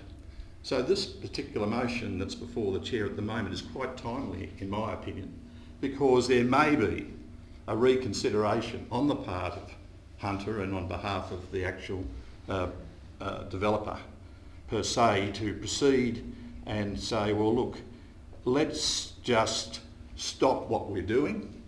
Perhaps we need a rethink on this, and also too, if that is what may come of this motion, then I think it would go a long way to provide some community satisfaction, and perhaps on the part of the developer, that their words and their concerns, that's the people who have expressed some concern on the process, that has in fact resonated with the developer, and they may not proceed to build the hotel and the training school. It's a great way, I think, to blend and bring together the community and the developers, because at the end of the day we all want to work together. We all want to work together, and we all want to enjoy the aesthetics and the beauty of Kangaroo Bay, and also what's in store for us as far as what's going to happen on Rosny Hill. That's another story. So, Mr Mayor, I believe this is not too late, and if this motion is passed, then I think that the developers and Hunter may have a rethink on this, and we may not see the particular proposal proceed. Alderman James. Other speakers? Alderman Walker. Yes. So the original proposal was approved by Council at a special meeting in January of 2017. That was conducted in accordance of when it was lodged and when it had to be considered, and so it happened now. I wasn't there at that meeting because when I did my long-range planning there was a big gap in time at a quiet period of the year, and I took a week's leave, and then before you knew it, a meeting comes ahead. It was approved, and they had that in their pocket. In fact, they still do. They have that there. And they could have gone ahead. They decided on their own volition to actually change the plan, and that is not something I've seen before at a council level. It has certainly decreased the bulk and has improved the aesthetics, and that was something that was approved by council late last year. I haven't really got my head around the culture of council being a bit of a request fest where we just sort of ring up people and say, you know, we did this DA, do you mind if you paint the side awnings yellow or something like that, or so on like that. That's a little bit pedantic and perhaps facetious, but as I said, it's a unique situation where a developer with the development in their pocket decides to voluntarily resubmit a proposal in a way that would have been, I suspect, more expensive to build, but it certainly has changed what the proposal was about. So I'm not comfortable supporting this notice of motion. Alderman Newington. I mean, the last motion that Alderman Bromley put forward, you know, I agree with supporting business, and I suppose, but when it comes to these sort of situations with this motion that Alderman Martin's put forward, I mean, that's more indicative of what it means in terms of supporting business or not. Now, these guys have gone through the process, as you outlined, Alderman Walker. You know, I mean, having been in Hobart or Belrive for a long time myself on the Eastern Shore, that area sat there for so many years with nothing in it. Now, I know there's some people that don't like it, and I mean, one of the biggest things that we can have to slow us down is paralysis through over-analysis. We want to go back and revisit, and as you said, Alderman Walker, they've been back, they've listened to comments, they've agreed, and they've reduced the size and scope of the building accordingly. Now, I just think, you know, to suggest that we can now turn around and go back again, I mean, it's taken us, what, 6 or 7 years to even get something to be put forward onto this site. And if we start mucking around with, you know, asking people to come back and amend plans again and again and again, I just think that's the sort of message that we don't want to be sending to people. And to be honest, I think, you know, once it's in there and some other development gets placed around that building, I think, you know, the fear and some of the scaremongering that goes ahead when something different comes along will be allayed, because people will look at it and think it's a nice building and other things will go with it. So I certainly wouldn't support it. You know, they've made their decision, or the council have made their decision in the past, and I think we should just let them get on with doing it and bringing something to Hobart or to Clarence, which is more jobs, a training school, and something that will add, you know, hopefully then add as a catalyst to get the rest of the Kangaroo Bay moving forward as well. And just one point I'd like to add on that too is that the people that I speak to in the street are saying to me, get on with it. Get on with it, get it built. And the same with Rosny Hill and the same with Kangaroo Bay. You know, I mean, they're amazed that it takes so long for these things to happen in the first place. And this, you know, continually wanting to challenge people who want to do stuff, I just think, you know, this is an example of that, and I certainly wouldn't support it. The other speakers. Yes, Alderman Mr. Mayor. Bomberto. Mr. Mayor, I just want to go back and go through a little bit, I suppose, I wouldn't call it a history lesson because I might be shot down in flames in relation to calling it such. But we need to go back to the 23rd of January 2017 when we had the first development application approval. I think it's important to note that there were no appeals to that approval. And as Alderman Walker said, the application was approved and it remains in place, as there's no mechanism under LUPA, under the Land Use Planning and Approvals Act, to cancel the permit. So there is that permit still in place. Then we actually had a number of people within the community who were concerned about that particular planning application and approval, and so they lobbied the developer. The developer actually put in a huge amount of effort in relation to community consultation. There was considerable consultation. There were focus groups, and that was actually advised to us when they came to us the second time on the 18th of December 2017 with the second development application. And Professor Morris Nunn and his planner Kate Loveday in this chamber explained what they'd been through in terms of consultation with the community. So a second development application was actually approved, and as the officers said in the report, there was an attempt by the proponent to address some of the concerns raised as to height, bulk, view corridors, and at the same time the actual development was refined in its design in relation to external finishes, public walkways and the car park layout. This second approval actually did have an appeal, but the appeal was not in relation to those matters. It was in relation to marine issues, it was in relation to assessing whether there was any contamination on the site, and in relation to various nuisance issues that may actually occur. So it wasn't in relation to those matters of concern. I think it's really important to note that in a Mercury article, and I will quote, Kangaroo Bay Voice representative, and I won't quote the person's name, said the group was satisfied with the changes but still wasn't impressed with the process. And quoting that person, it still isn't the use that the community imagined for the area, she said. But to Professor Morris Nunn's credit, he has recognised the community concern and made changes reflecting that, especially introducing the gap in the second building. So I think it's really important to note that the community appears to have been reasonably happy with this second iteration. What we are asking for now is a third one. And every time that a developer, and a developer of this size with a development of this size actually has to work on a development application, it costs a considerable amount. I actually feel that the community has had its say and the developer has listened, and that we need to let the development take its course. Thank you. By reply, Alderman Moore. Oh, could I? Sorry, I was... Sorry? I was leaning too far back. I only have some very brief comments. I agree with the sentiment of Alderman Walker and Alderman Von Berto. Our job is to assess things on merit, I think, rather than provide advice to people, and I do note what's happened during this process.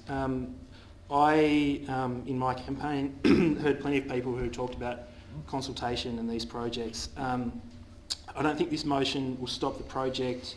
I actually think it'll only prolong the debate and cause more harm to the community. The decisions have been made. I don't think this motion goes near overturning them, so I won't support it.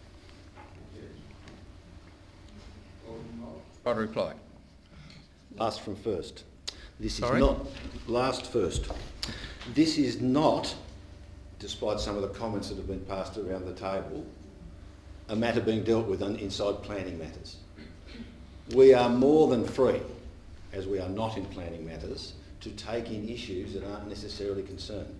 That's why this is a request. I'm not moving a motion that we rescind the planning permit or anything like that, even if that was possible. It's not something I would do. This is a simple request to take some more notice of the residents who, and I'll give them credit, they did come back, but they also pointed out that it was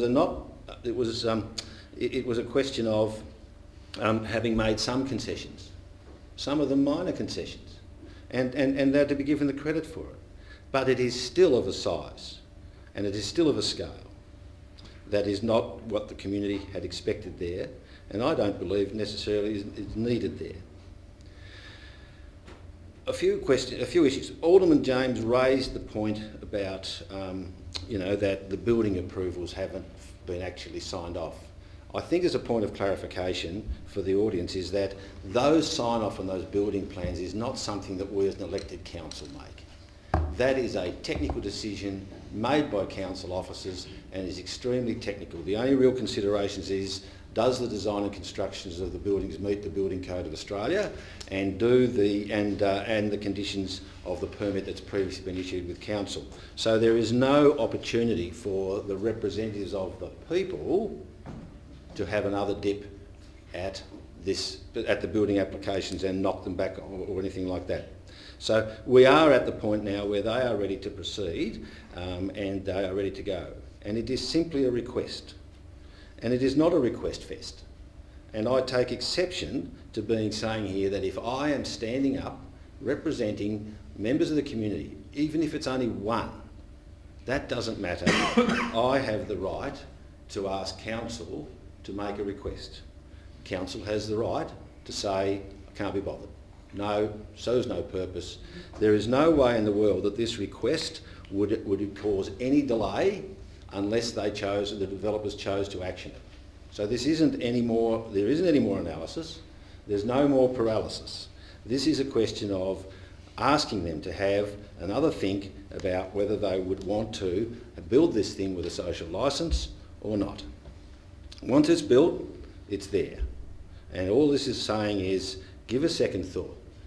All the residents are still not all that happy with what's going on there. And I, for one, think I happen to agree with them. I think that we are in a position now where... So the motion before the Chair is as presented by Alderman Mulder. All those in favour? Against? The motion is lost. Item 9.3, Alderman James. Thank you, Mr Mayor. Before I start, I would like to, subject to a seconder, have the words after include in the report to include the following: availability of council land south of Rokeby and include Lauderdale. Hence the words areas and Cremorne and Sandford deleted. You delete Cremorne and Sandford. That's right. Okay, do we have a second on that basis? Thanks, Alderman Walker. Please proceed. Thanks, Mr Mayor. Look, I think it's becoming quite evident that a certain group in the community are sort of missing out on their share of the council finances or grants and so on in order to develop what I believe is one of the fastest growing areas south of Rokeby. And for the very nature of this motion, it's seeking a report, an estimate of costs for the establishment of a regional park and playground, which is basically on a par, that's sort of the size and development of a regional park and play park that's already have been built in the city at Symonds Park and also at Belreef Beach. Also, the report seeks and recommendations, the benefits of a regional park in that region, and also to perhaps for it to be considered in the next round of budget workshops, which commence on or about March 2019. I think there has been neglect, and I use that word carefully in relation to what the, I suppose, the development and the youth in the Rokeby and in particular Lauderdale area. The school down there at Lauderdale is at capacity. There's so many students and young people. People are moving into, in particular, into Lauderdale area, and there has been already discussions with the council and the council and the Bayview College about how we can assimilate our council's resources with the education department resources to make it a more sort of progressive and diverse set of activities for that area, including Lauderdale and Rokeby.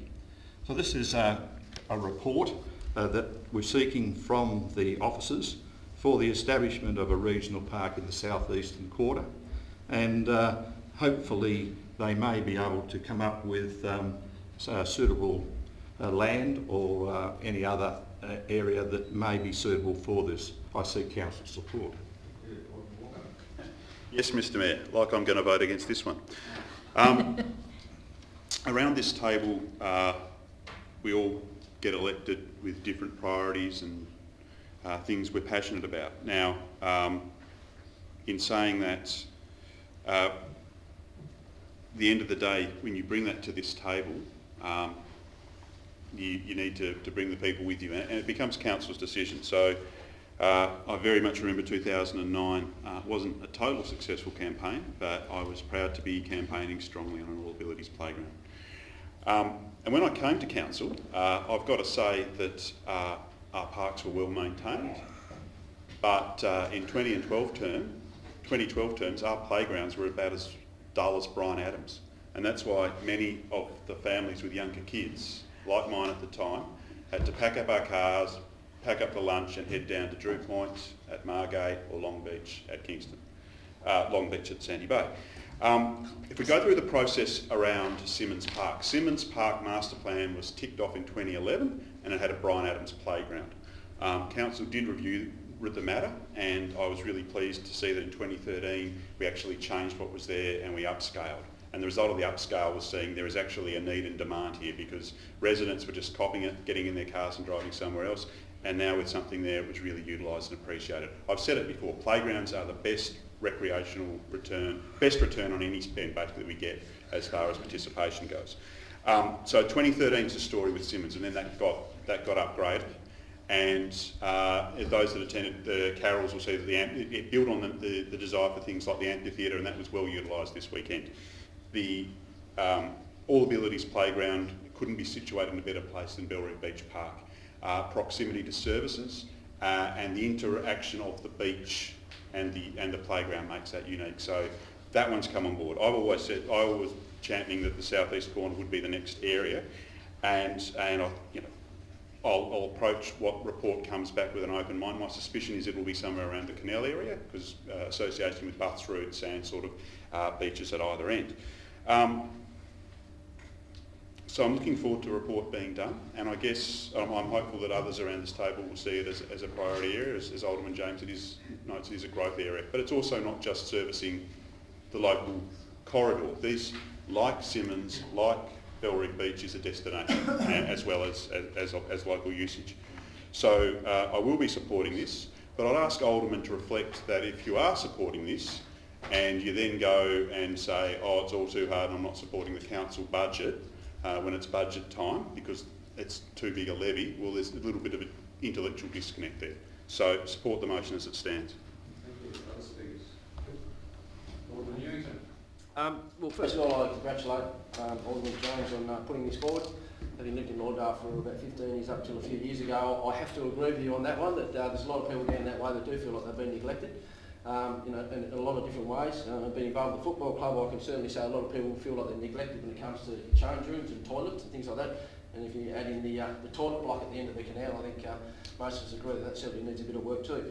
But one thing I would like to add to this whole debate is, I mean, I think we've done a great job with improving the toddler play areas, but I think we also need to give consideration to the older age kids, that we need to provide recreational activities for them as well. And one thing that I have pushed forward in the past and still want to do so is to get things like, swimming pontoons and those sort of things that actually give the older kids something to do. I mean, you quite often see families, young toddlers playing on the swings or whatever, but once they get to about 8 or 9 or 10, what have we got for those kids? And I think any park that we put forward really needs to incorporate, whether it be flying foxes and those sort of things, actually get out there, as you said, Alderman Jones, I mean, there's that much, we've improved in so many ways in terms of what we can do. I think we really need to look at, making it a centrepiece and actually adding activities, like I said, for those older kids, and I think that's really critical as well. Thank you. Other speakers? I'll just speak very quickly.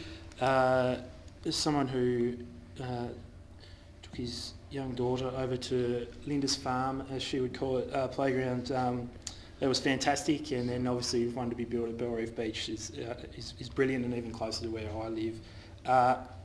Congratulations, Alderman James, for moving the motion. I absolutely support it. We should build more.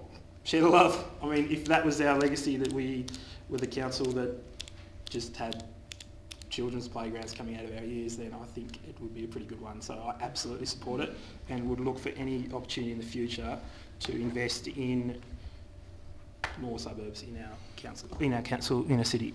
Thank you, Alderman Pearce. Thank you, Mayor. I totally support the motion, Mayor, but one thing I just may digress a little bit. At Simmons Park, Linda's Farm, we had the carols on Saturday night, and there was about 750 people there, and a lot of the children were going into the park, coming back with their parents singing carols, running back into the park.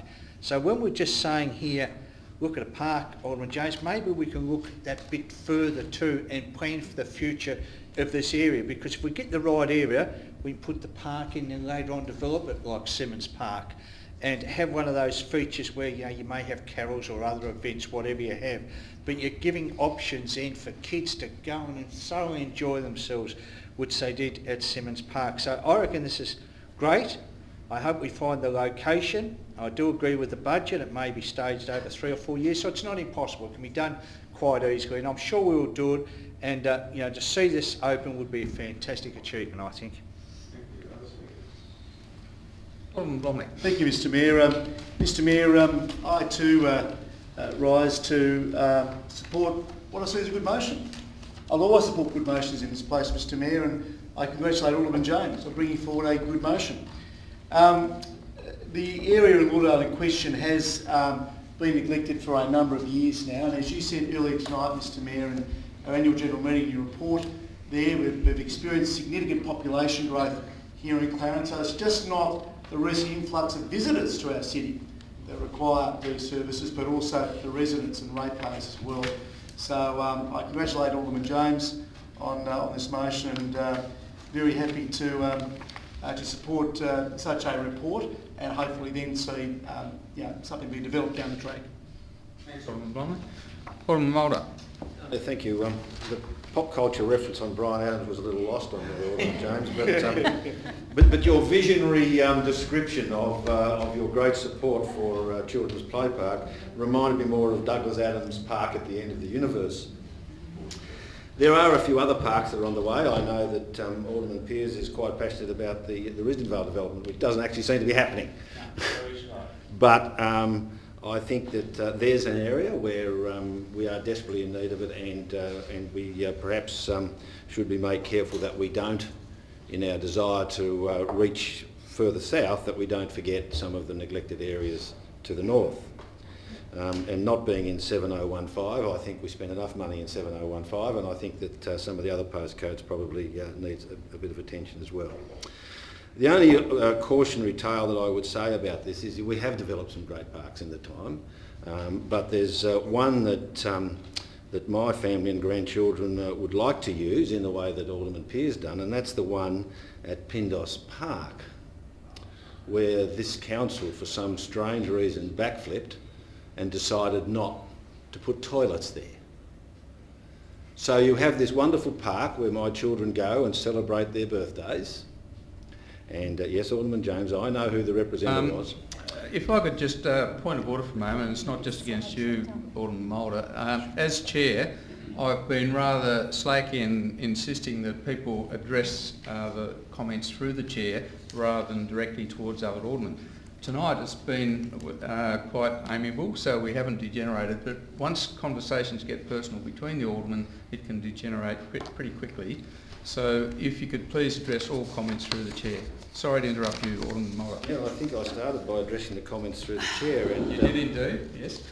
And I'm sorry if that means I have to stare at you and you only while I'm having a joke with one of my fellow councillors. The point about the toilets is important because you know, my children were there, and the enjoyment of that park evaporates completely when you have 10 or 15 toddlers who are all there busily playing, and after their first cordial, they have to pack up and leave and head off around the street somewhere. So we create a park like this, and if we're not careful, it's only for the residents' children that we're creating. And I think that that is a bad move, and I think that is completely contrary to the visions that the unnamed alderman over there somewhere, who I can only address through you, Mr Chair, has a vision of these parks. The other area, of course, is that you know, these parks are community assets, and they're infrastructure. And their infrastructure, as Alderman Blomley points out, through you, of course, Mr Chair, that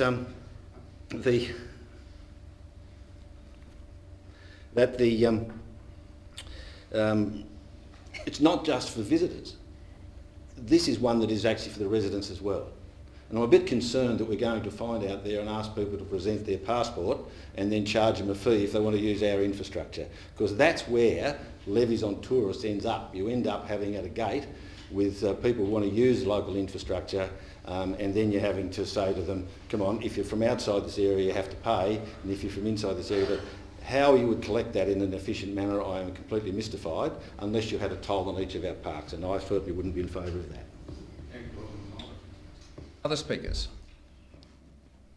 I think right to reply, Alderman James.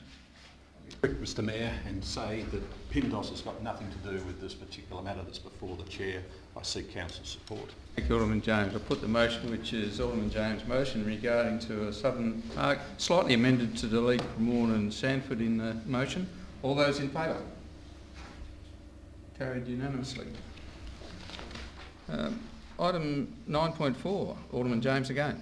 May I seek leave to withdraw the notice of motion, Mr Mayor. There has been some change in the wording, and I would like to, subject to leave the meeting, have this withdrawn and for consideration at a later date. I have a second of the procedural motion. Thank you, Alderman Pearce. Being procedural, no debate. All those in favour?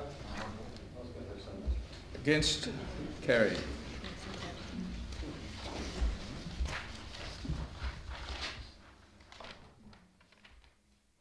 Item 10, reports from outside bodies.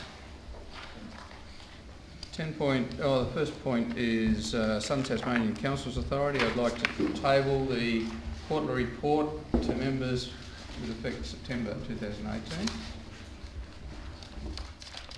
Copying Refuse Disposal Site Joint Authority, Alderman Walker, are you in a position to comment? Yes, we're having a meeting next Thursday, and I look forward to just asking a quick question on STCA either now or at the end of the other tabling. Okay, well, we can take that probably at the end if that's... Okay, thanks. Tas Water Corporation. The general meeting for Tas Water was held last Thursday up in Launceston. I have to report I was elected by the owners' representatives as the chief representative of the owners. Mayor Bridget Archer from Georgetown has been elected as deputy chief representative. Yes. Dr. Stephen Gumley has now taken over as the board chairman from Mr. Miles Hampton, and I might also point out that the annual report and the September quarterly report have already been received by this council, were formally received by the owners. So that concludes my report, unless there's any questions on the Tas Water report. Yes. Mr. Mayor, does the executive team of Tas Water there been any changes there in recent times? I know the chair's changed, but the executive team. Well, the board has been quite stable for some time. Dr. Gumley has taken over as chairman of the board. It is an expert board. Mr. Mike Brewster is CEO of the corporation, and the team under that's been quite stable too. Thank you, Mr. Mayor. Any other questions? Can I ask a question on test water too, Mayor? Certainly, Alderman. I've just thank you. I've just had this question raised with me. A person had trouble with their connections in Clarence, and apparently Taswater has no records from Clarence of where pipes are situated. Now, I heard this also on the ABC that morning, and the ratepayer came to me that afternoon and said so. So, is that right? I found that hard to believe. Alderman Pearce, if you can give me the details, I'll be happy to follow it up with Taswater as your representative. Thank you. Any other questions in regard to the Taswater? Okay, moving on then to other representative bodies. Are there any other reports from other representative bodies? Alderman von Berto. I'd like to follow up on the events committee further to last council meeting, and just to say I realise that I'm no longer one of the representatives on the events committee. We'll be having a change tonight, or perhaps I still am at this point. I think perhaps you still are. Thank you. Yes, good. So I would just like to say that we actually completed the dance hall days. I'm stuck on that at the moment because I just think it was such a fantastic program, and I would really like to thank the staff, our staff. I'd like to say thanks to the 3 people who voted against the Shambles thing. The rest of you are useless. Thank you. I'd like to say thank you to our staff because they put in over and above what I would actually expect of staff members in their dedication to the 6 events. I'd also like to thank the dance caller, Hannah Vermeulen, and I'd like to thank our MC, Daryl Peebles. I think it was a wonderful program, and it was lovely to see those 6 halls, or I only saw 2, but I know that the 6 halls actually came alive, and I think it's something that council needs to look at on an ongoing basis, how we can support those communities to have more events in the halls. Thank you. Any other reports from other representative bodies? Alderman Chong. Sorry, I have a few, I'll be quick. Can I table the reports from the Richmond Advisory Committee, the Health and Wellbeing Advisory Committee, the annual report from the Harrow Community Centre, and a certificate of appreciation from the Headstones project? To Clarence City Council. Clarence City Council. Thank you, you have been busy. There being no other reports, moving on to item 11.1, weekly briefing reports. Sorry, excuse me, did I get to the STCA questions I wish to? Sorry, I thought we were talking about it during Alderman's question time, but I'm happy to take a question now. Just on it, can you just confirm through the General Manager that the opt-out period for a member of STCA to leave and not be paying for a following financial year would be March 2019, is that correct? 3 months?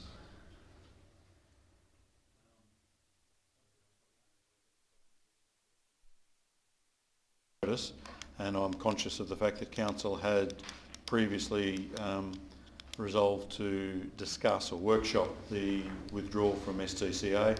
It's certainly one we got listed on the agenda for very early in the new year, but I will in the meantime check that and confirm that through the briefing report if I may.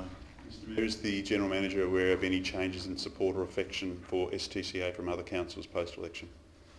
Through Mr Mayor, I am aware that a number of councils like Clarence had deferred any debate or decision in relation to this until after the election. I don't believe any of them at this point have actually reached a conclusion that I'm aware of. Thank you. Any other questions? Alderman James? Is this in relation to the weekly briefing or is that next? No, that'll be next. We haven't quite got to that yet. Thanks. Okay. Thank you. Let's move on to the weekly briefing reports. If we can have it first. Moved and seconded, and then we'll open it up to questions, Alderman James. So the weekly briefing reports that the information contained in them for the 12th, 19th and 26th of November be noted. Thanks, Alderman Pearce. We have a second, Alderman Newington. Thank you. Any questions first, Alderman Pearce? Alderman Newington, you got any? Alderman James. Yes, look, thanks, Mr Chairman. The weekly briefing report of the 12th of November 2018, road resurfacing and works. My question through you to Mr Graham in his capacity as manager of Group Manager of Works. There is a reference to, on page 15, to the Acton corridor, the road resurfacing works, and the closures that will include on-off ramps from the Tasman Highway to the East Derwent Highway, notification for that, as well as the Tasman Highway exit to Cambridge Road and the off-ramp, for the Brooker, that's another area. What notice does the department indicate, or through Clarence, notify the local community of these changes and the time frame for these works, please? Through Mr Mayor, I don't know if you have a copy of the briefing reports or anything, but I'll check. I can probably answer that one. Council does. This is only for council information that this is reported. I am aware that the department had electronic notice boards out for. I won't say. I can't specify exactly how long, but certainly probably a couple of weeks before the works were undertaken, notifying that the works were to occur between specific dates. Okay. The other one is in relation to. Well, it's recorded here as the 20th of November 2018, but in the weekly briefing report, there's no such animal dated the 20th, but I assume the 19th should be 20. Oh, I guess so. Is that right? Is that okay, or is that right, Mr Mayor? Because General Manager, are you able to advise? I mean, 12th, 19th and 26th, they do appear to be consecutive weekly The part weekly numbers. briefing report is headed the 20th of November. So in actual fact, that 19th should be 20th? Well, I suspect, no, actually, I suspect the 20th is meant to be the 19th. Oh, okay, so the weekly briefing report dated the 20th is the 19th? It's probably meant to be the 19th. That's the Monday, and they're generally dated the Monday date. Okay. Well, okay, the weekly briefing report dated the 19th of November. Thank you. Street sweeping information at page 4. Mr Graham, I assume, is the gentleman under Group Manager Engineering Services. Is it possible to have a timetable of this, because it was raised, the sort of timing of areas that in fact the street sweeper does obviously go around and sweep, is on a certain 8-week cycle. Has that been adhered to in recent months? Because I've been advised that there has been areas that haven't been serviced for many months. And can Mr Graham assure us that in fact, if it's on an 8-weekly cycle, then in fact that's the case, or otherwise, if he could advise council accordingly? I will follow up, but I've been advised by staff it is strictly an 8-week cycle, but I will follow up and advise the Advise us in the weekly briefing report subsequently, please. Any other questions on the weekly briefing reports? In that case, the motion is that the information in them be noted. All those in favour? Carried unanimously. There's nothing to deal with at 11.2. So I'd now like to advise that Council intends to sit as a planning authority under the Land Use Planning and Approvals Act. And the first item is 11.3.1, a development application at 170 Mockridge Road, Rokeby, for a workshop building. Moved, Alderman Pearce, thank you. Second, Alderman Newington. Alderman Pearce. Thank you, Mayor. As we know, Mayor, this is for a workshop at the educational school at Mockridge Road. And the thing I like about this is noise outputs associated with the educational use are expected to be minimal as most metal and woodworking activities will be confined to school hours. So it's not going to be long, and we know school holidays are fairly long as well, so the hours are pretty reasonable. And look, when you look at the site, I mean, geez, you know, there's a lot of land there, so I don't think there's going to be any consequence to the neighbours. I think it'll work in nicely, and I certainly support this motion, Mayor. Alderman Ewington. Other comments? Other speakers? I guess there's no need for right reply, Alderman Pearce. So the motion is recommending approval, subject to conditions and advice. All those in favour? Carried unanimously. 11.3.2 is a development application at 32 Spit Farm Road, Possum Bay for a dwelling.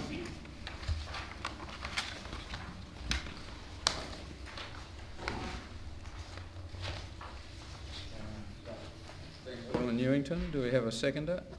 Thank you, Alderman Blomley. Alderman Ewington. Well, it was interesting to hear from Mr. Miller talking about his development with. I mean, I think, you know, it's one thing to want to keep communities traditional and village-like and all those sort of things, but the reality is that some of these buildings get to the point where their usable life ends, and I think with this development, it's you know, an improvement. It's going to have better aesthetics, and I think you know, people need to be able to upgrade and do things and improve their own buildings, and I'm fully supportive of this development. I think you know, it's something we should all support. Other speakers? Yes, there's no need for right or reply on that. I'll put the motion, which is recommending approval, subject to conditions and advice. All those in favour? Carried unanimously. 11.3.3 is a development application for 15 Hill Street, Belrive, alterations and additions. Moved Alderman Blomley. Thank you. Do we have a seconder, please? Thanks, Alderman Chong. Alderman Blomley. I move the recommendation, Mr. Mayor. Thank you. Wish to speak? Other speakers? In that case, no need for a right or reply. I'll put the motion, which is recommending approval, subject to conditions and advice. All those in favour? Carried unanimously.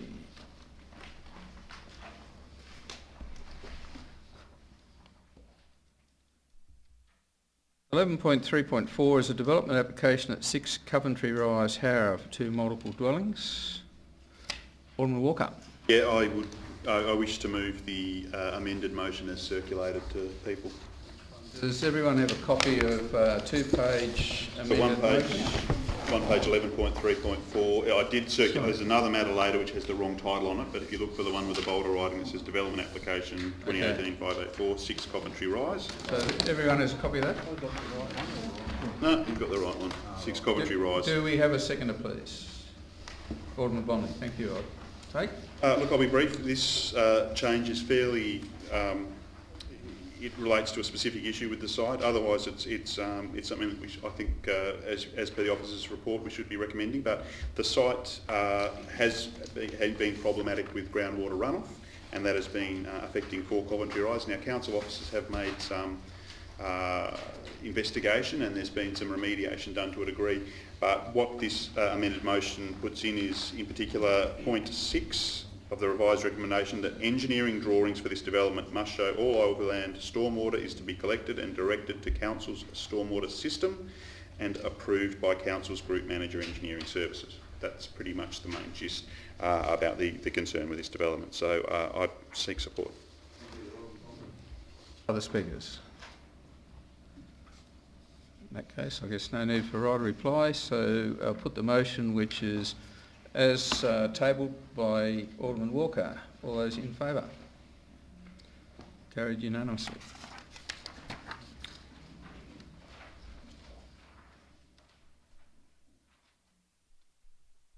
(11.3.5) is a development application 102, 102A and 104 Spit Farm Road at Possum Bay for a dwelling. Moved Alderman Blomley. Seconded Alderman Ewington. Alderman Blomley. Move the recommendation, Mr. Mayor. Thank you. Alderman Ewington, would you like to speak to me? Other speakers? Alderman James. Thank you, Mr Mayor. It's interesting that the submission, and I'm sure we've all received it from Mr Jones, and he has spelt out in great detail the actual concern he has in relation to the setback to the property. What he says, and I endorse those comments, and he says that performance criteria specifically requires that the building setback from frontage must enhance the characteristics of the site, adjoining lots and the streetscape. And furthermore, he goes on and refers to, due to the size, height and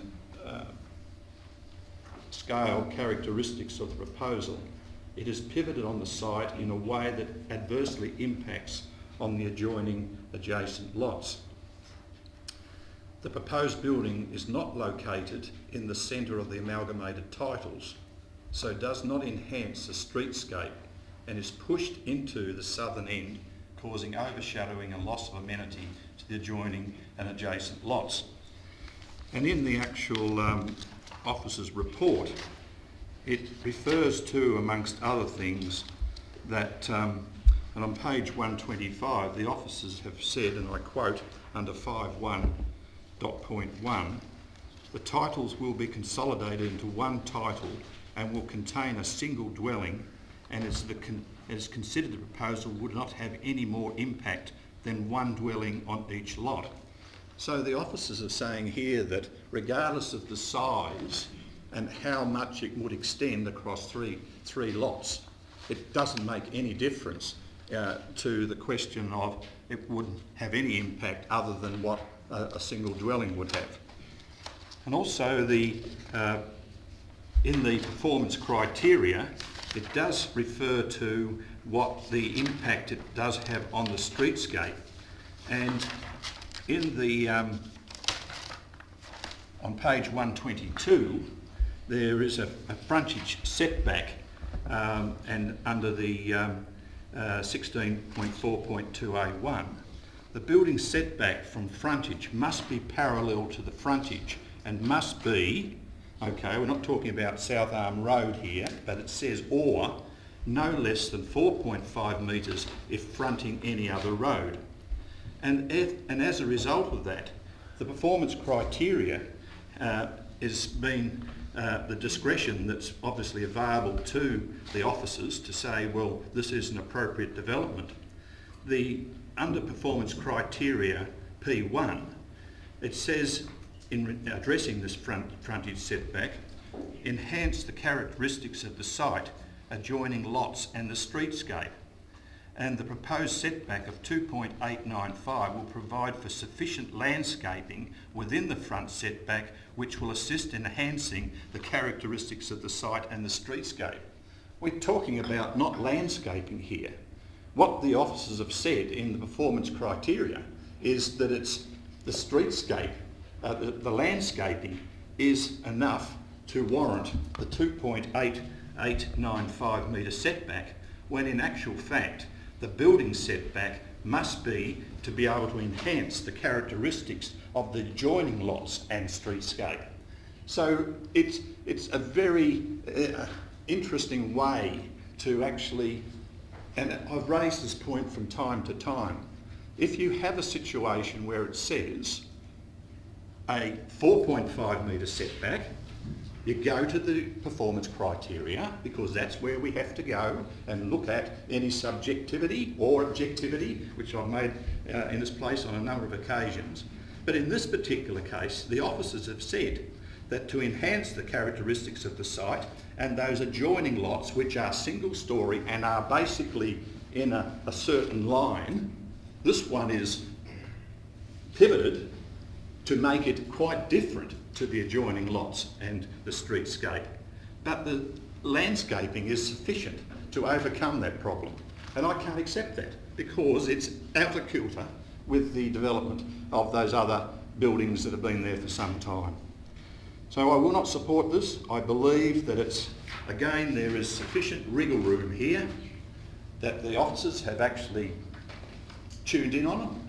And by the very nature of using streetscape versus front setback, it has opened up, in my view, an opportunity. I would have thought that if this particular proposal is approved, then there is option for appeal to the tribunal. Okay. Any other speakers? Alderman Newington and then Alderman Vaughan Berto. Sorry. Okay. Mr Mayor, I actually believe that the representation that we received is one of the best representations that I've seen in a long time. It's very, very professionally done, and it brings up some very important points. However, I actually see it that that's one interpretation as compared to our officer's interpretation. And I'm loath to actually go against the officer's interpretation unless I get some extremely clear and concise reasons why I wouldn't. I think that it's really key that there are actually some solutions suggested by the representative, and so if it is that council determines to approve this particular development and it then does have an appeal and it goes to an appeal, perhaps some of those matters can actually be determined at mediation, because it's very clear that there are some ideas as far as solutions are concerned that may be relatively easy to do. Thank you. Alderman Newington. Thank you, Mr Mayor. First of all, the thing about the setback is that a lot of the properties down there are already set back a lot closer than what we're talking about here. Right? So it's not going to be that out of place that it would warrant that, but even though I wouldn't agree that would be enough to knock something like this back. But the other side of this, do we really want to get to a situation where everything's got to be identical? Is that really what we want and what we expect in a planning scheme? I mean, you know, if it's your own bit of land, you should be able to decide where you put something, whether you have it skewed left or not. I mean, I can't believe we've actually got a planning scheme that specifies that sort of stuff, but certainly not enough grounds for me to vote against the officer's recommendations in this case.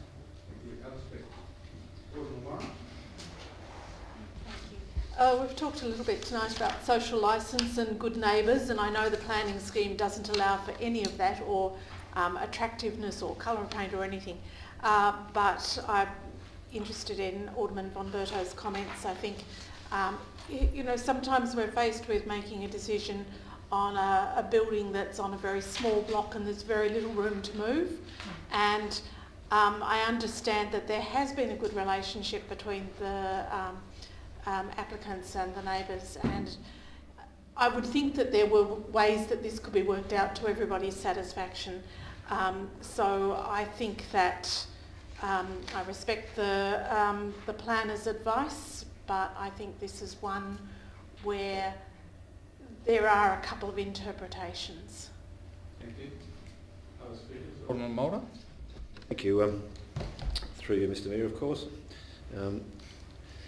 Where we come into trouble with this one is that when you have a look at performance criteria P1 and then you have a look at the proposal, it simply says it's not applicable because the criteria talks about the desired future character statements provided for the area. If you look at some of these small villages, these coastal villages, particularly one like this, where I think it would be impossible to build anything on any of those blocks unless you join the titles, as this developer's doing, and unless, because they were all designed, I think originally as shacks with a little boat shed down on the bottom of the beach.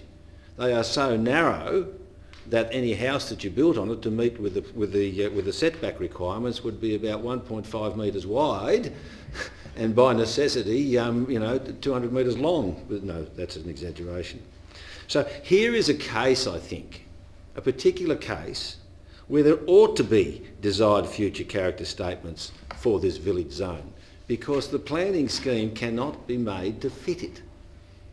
And I think that until we get these desired future character statements for these particular special areas, and this is where we get the community consultation in, this is where we get the thing so that we can come in here and talk about those particular issues. Now I know there are some different interpretations that have been made, and yes, I'm not going to be in a position to judge them, because quite clearly the people making these representations have got a better handle on planning law than I do. But you're caught between the two, and I can say that the wriggle room that is there is one of our own making if we haven't got to the point where we've made desired future character statements for these village zones. There are all sorts of issues here that I think make our planning scheme a nonsense, but we have to apply.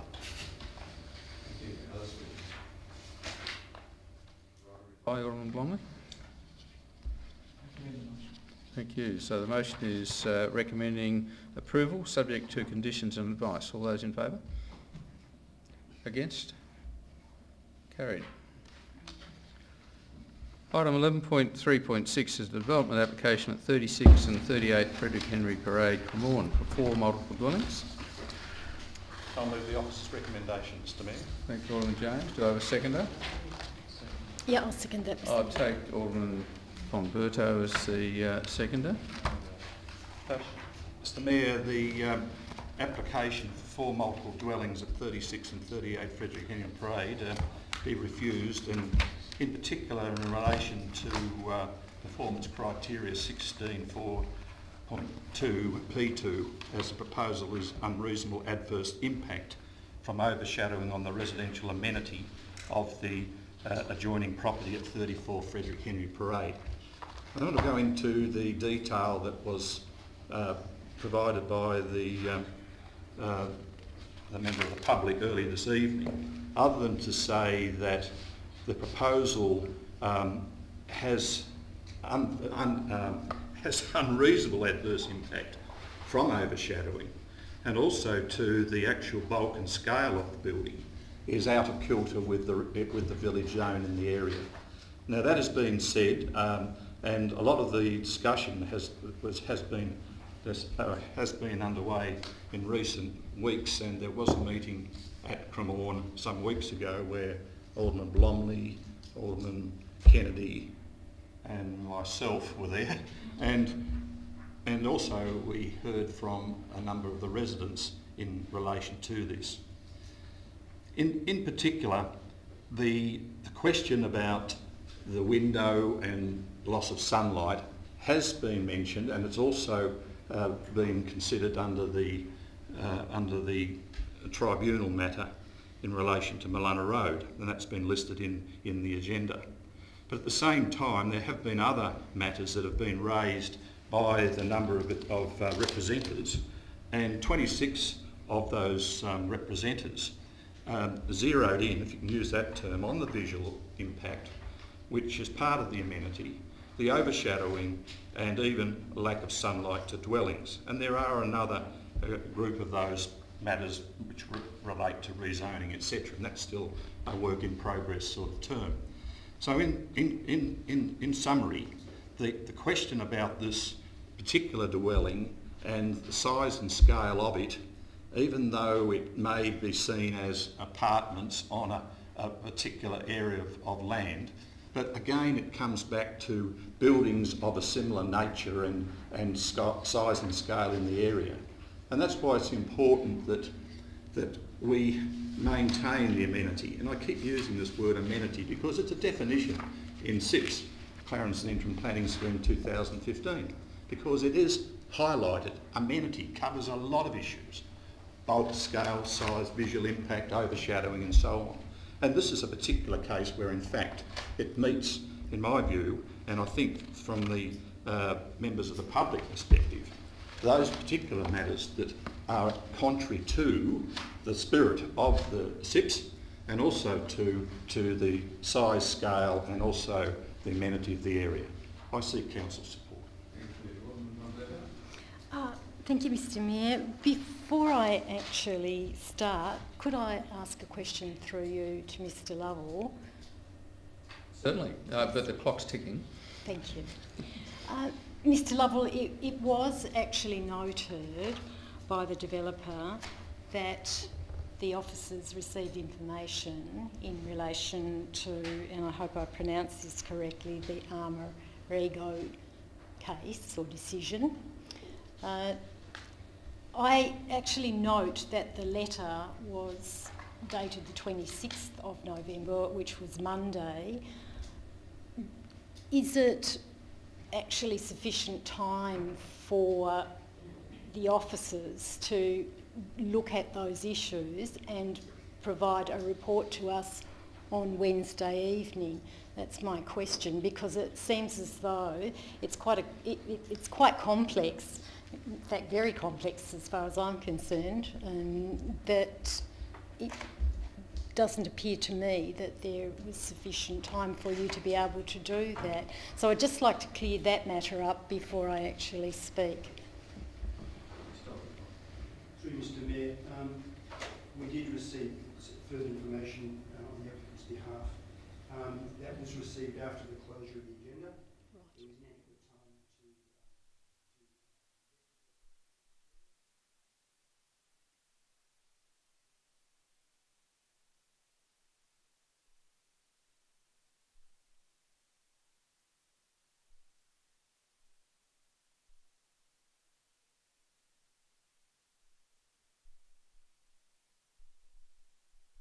I won't go into too much detail. I actually concur with Alderman James, and I also concur with one of the speakers tonight, Mr Bennett. Mr Bennett actually covered the issues of concern for me very clearly. The officers don't very often actually refuse a development in relation to lack of sunlight. It's very infrequently that occurs, and they've gone into a great deal of detail as to why they have decided to do that.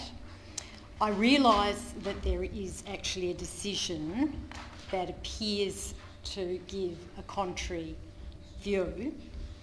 However, it looks to me as though the Armorigo decision is, if you like, less related and relevant to the Clarence situation and the Clarence planning scheme than the Fuchs decision. And so from my perspective, weighing those up, and I actually did follow up with the developer and get the advice from Mr Morris, so I've had a good look at that, that I actually feel on balance I want to support the officer's recommendation, and I think in terms of what Mr Bennett has had to say, there are some bigger picture issues that obviously we cannot deal with in this context, but that we certainly have been trying to deal with in a wider context. So I actually support the officer's recommendation. Thank you. I also took the opportunity to visit the site on Friday, and I thank the people who showed me the site and talked me through some of the issues. I support all the good points that Alderman James has raised, but in particular I'd like to note the risk of coastal erosion. This is a property that has currently a small standard size shack. Looking at putting 4 side-by-side dwellings, there is currently one path from the shack across the dunes to the beach. One of the plans, and I note this on page 143, says that there will be 4 paths, but later in the report it says that a condition would be that residents would be required to make their way to the public access down the left-hand side and use that, rather than go straight out their front door and over the top of the dunes. Now, realistically, I find that hard to believe that that would be something that you could enforce. This property is proposed to be much closer to the dunes than the neighbouring ones. There's already signs of coastal erosion. I saw one property that already had sandbags in place, and that property had a much further setback. So I think that from a council point of view, in terms of liability and risk, there is a risk to us as a council of remediation work required further down the track. We talked at the last meeting about how you can't give an approval that is conditional on you can build whatever you like and you take the risk. It's the council that takes the risk. So I think that is a significant point, and I will be supporting the officer's recommendation on this one. Yeah, thank you, Mr. Mayor. Now, look, last meeting I did make the point that in the case of a motion of refusal recommendation, that if aldermen are wavering, it's generally better to sort of sit on the side of the planning officers. Now, 3 weeks can be a long time in local government matters, but I am foreshadowing the motion that I've tabled, not that I've circulated rather, and it has been circulated with the wrong number on it, being 11.3.4. It is actually 11.3.6, development application, Frederick, and it is a actual motion to approve the development, and that really the motion I'm foreshadowing will rest on the matter that whilst the Fuchs case occurred, it was quite an anomaly.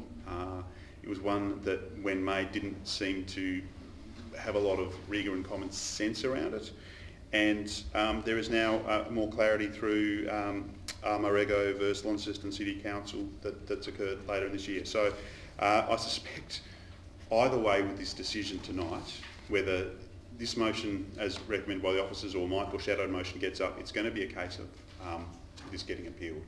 And I'd just make the point that the decision is worth noting, because the Armarego decision talks about, the scheme refers to receiving sunlight. It's not stipulating or condoning an approach that says the receipt of any sun is enough to be counted in the reckoning of hours. Sunlight received to a habitable room. It's talking about the fact that, what that could technically mean could vary by the size of a window. So if you have a bigger window that's getting more light in, that might not be getting it for the 50%, they might be getting it for a lesser amount of time, but when the window's smaller, that window's actually getting light more of the time. These are some of the components that come into it. I've talked before about the planning scheme being a straitjacket. It is. We can twist and wiggle a bit. We can't go too far. And so, Cremorne is the beach that we used to have our Sunday swims at, and I think there is a degree of fondness for that area, which is something that we can hold, but it's not something that we can take necessarily into account. Now, there is change there. The fibros and the vertical boards have, in many cases, made way for double-storey brick houses. I think that what we have here height-wise is perhaps lower than some of the other properties in the area. So the foreshadowed motion I will be talking about, should this motion fail, will include some remediation components or some components around dune care. So I hope that opportunity comes shortly. Thank you, Mayor. Look, I support the officer's recommendation. Reading the report and going down and having a look, I think the officers have got it right. But mind you, by the same token, I didn't mind the design. I thought it was a bit crowded, and I say to the applicant, I don't think you were far out. I would have liked to have seen it slightly smaller, slightly narrower, and I think it was almost there. But I think the officers raised some very good points. I think our speakers tonight have raised the same points that I would certainly talk about. So in that sense, look, without going on and just repeating things, I support the recommendation for refusal. Where angels fear to tread, I think, was the description we got in one of our briefings when we dared to suggest we do anything other than the officer's report. I think it probably describes accurately what we've all been trying to say about the lack of wriggle room in these things. I think here, and one of the earlier representations was quite good, and in its fact that it was obviously written by someone with a pretty good knowledge of the planning scheme of the law and has probably assessed their own in past.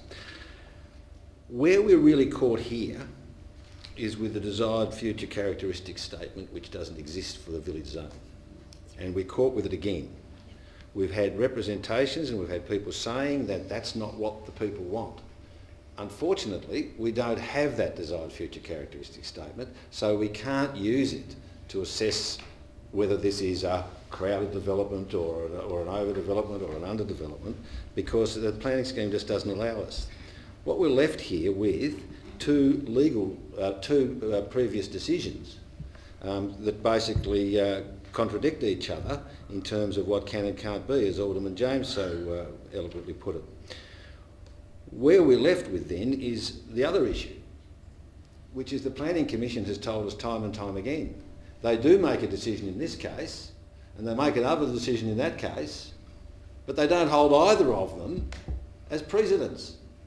What sort of a legal system do we have when you put officers in the position of having to second guess what they're going to decide the next time we trot up a perfectly defensible, reasonable case?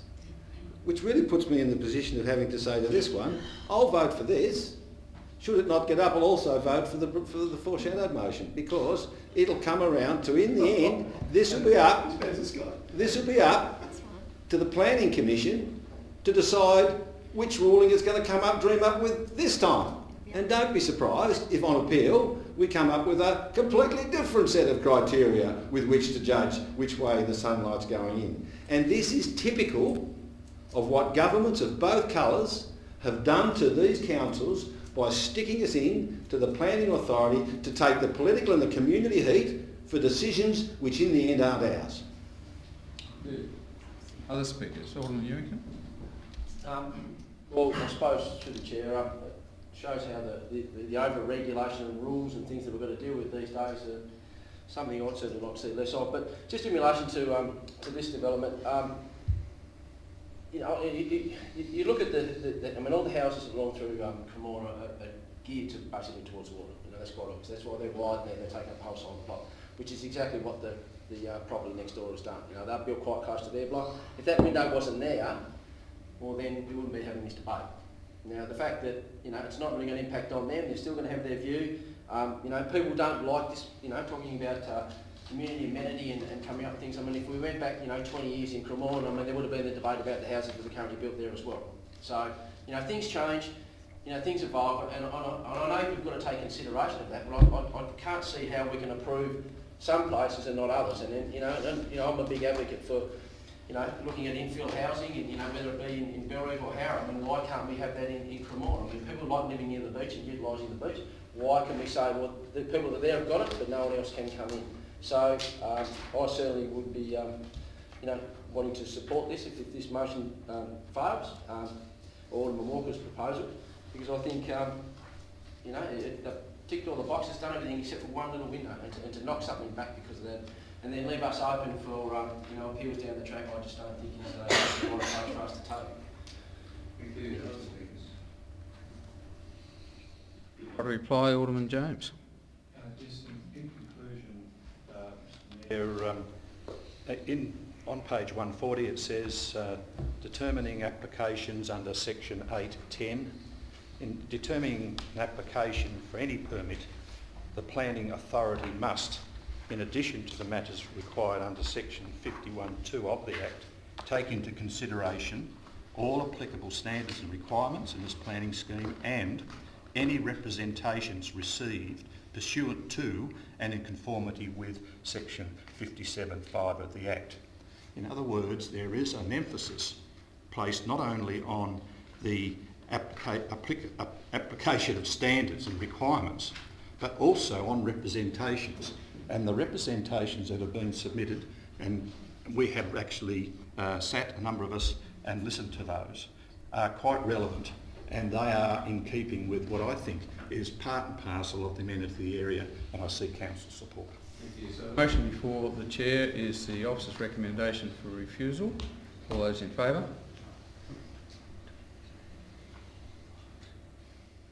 Against? The motion is carried. That concludes our business as a planning authority. There's nothing under asset management or financial there is 11.6 financial management. 11.6.1 is public artwork, transfer of funds.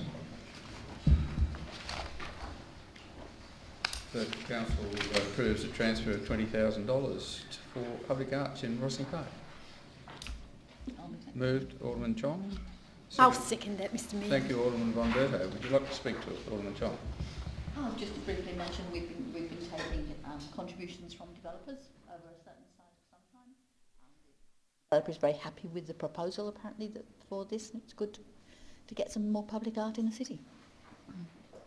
Alderman von Berto. Other speakers? Alderman Pearce.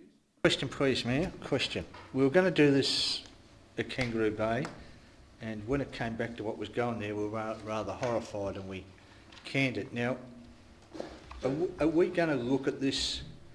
Are we going to see what artwork is proposed before it goes too far? Through you, Mr Mayor, just correct, Kangaroo Bay wasn't, the decision in relation to the artwork down at Kangaroo Bay wasn't artwork commissioned under the public art process. It was a separate process. I think, if I recollect, Mr Turio, correct me, as a consequence of that, council established an independent process for this, and the work would not normally come back to council, no. Does worry me, Mayor, because it may have been a different process, but in the end, once we saw it, we thought we're not going ahead with that, and I think we made the right decision. Now I'm a bit reluctant to just say, look, go ahead, you do whatever you want, and just put it up. I mean, I'd like to know what is going up. I'm not a great artist. I'm the first to admit that, but geez, I think we should, have a design, just have a look at it before anything goes too far, and just see what we think. But that's my opinion. Yes, indeed. Just clarification again through this. The building proponent of which the sums of money were taken has certainly been involved through this process, have they not? Correct. And this is the key linchpin for anyone around the table. It was their money. Now, I have an issue with this contribution thing because it's basically just another somebody's building something, so let's clob them for something else. That's been my view, and I had a great elegant and moderate tantrum when this issue first came up, and I got some of my way because it was initially going to kick in at $500,000, a modest house almost, which is costs that sort of money these days. Well, a commercial development costs more, and this scheme says if you buy something existing and you rip down the badge of Acme Dentist and put it up with Dental X, you're not going to get charged it. If you build a new building, you do. I do have a problem with this. I think if we're going for these contributions, they should be an across-the-board general thing, not just saying you're building something, we're going to tax you. But that is the process that stands at the moment. It was the developer's money. As far as I'm concerned, they should get the powder and shot on what the artwork is, so I will be supporting it on that basis. I look forward to assessing and using my extensive knowledge of sculpture, art appreciation and all the other skills that I have picked up in assessing the artistic merit of this particular design, not. Other speakers? Will I reply, Alderman Chong? Just very briefly, I think whether you like the policy or you don't, that is our policy at the moment. For me, as Alderman Walker has said, the people whose building this is going on are happy with it. That should be enough. The motion is that we approve $20,000 for the purpose of commissioning public artwork. All those in favour? I think that's carried unanimously. Very persuasive arguments, obviously. 11.7, governance. 11.7.1, revised partnership grants assessment panel constitution. The recommendation is we adopt the new constitution. Moved Alderman Blomley, seconded Alderman Pearce. Any discussion? Put the motion. All those in favour? Carried unanimously. 11.7.2, a new special committee of council, the Youth Advisory Committee, that council endorse it and the constitution. Can I have a mover, please? Thank you, Alderman Newington. Second, Alderman Kennedy. Alderman Newington, would you like to speak to the motion? Well, I suppose we've got plenty of other committees, so we might as well run more of them.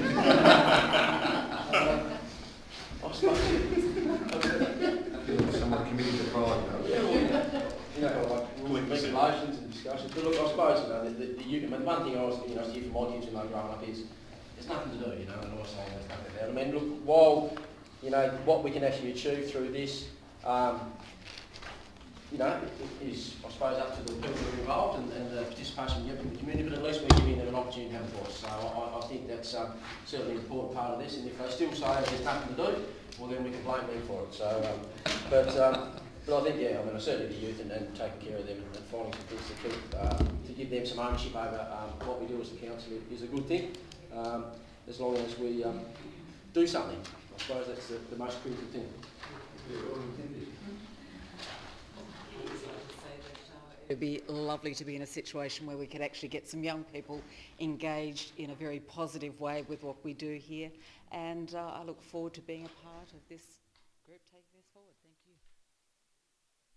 Thank you. Mr Mayor, for a long time we've actually had a youth network advisory group, which is a group of young people who meet with relevant officers, and they have been doing a lot of work over certainly the 11 years that I've been involved with council. They've actually done some work with the Positive Ageing Committee that I have chaired up until today, and they are very forward-thinking young people. I'm supportive of this committee as long as the youth actually are considered and listened to. That's my concern. I wouldn't like to see that this committee, which will be chaired by adults, grown-ups, I would not like to see that it's taken in a direction that the young people actually are not in control of. And so I look forward to it actually starting, and I look forward to seeing that, as Alderman Kennedy has actually said, the young people will actually have their views brought to this table by the relevant chair and proxy. Thank you. Thank you, Mr Mayor. One of the reasons I'm very much in favour of this is it was driven by the Youth Network group. When the review was done and the youth plan was come up, they very much felt that they wanted a special committee of council, that they did a lot of work, but that council didn't really understand what they did and didn't perhaps, I was going to say take it seriously, but that's not quite right, didn't appreciate all the work they did. So they looked very much for this committee to be set up so that they could have a greater say in what happens in youth into the council. So I think it's great that the youth plan been approved, and now this committee will be set up to give them that voice. Kind of feel like I should speak, being the sprightly 37 on Friday person on the committee. I think it's a great idea. I think part of what I think might have been my success as a candidate, as a relative no one, was the fact that there was a desire for renewal and for younger voices to be heard at the council, and whether that's through aldermen or through committees. I think it's fantastic, and I would love to play a role in some way, shape or form.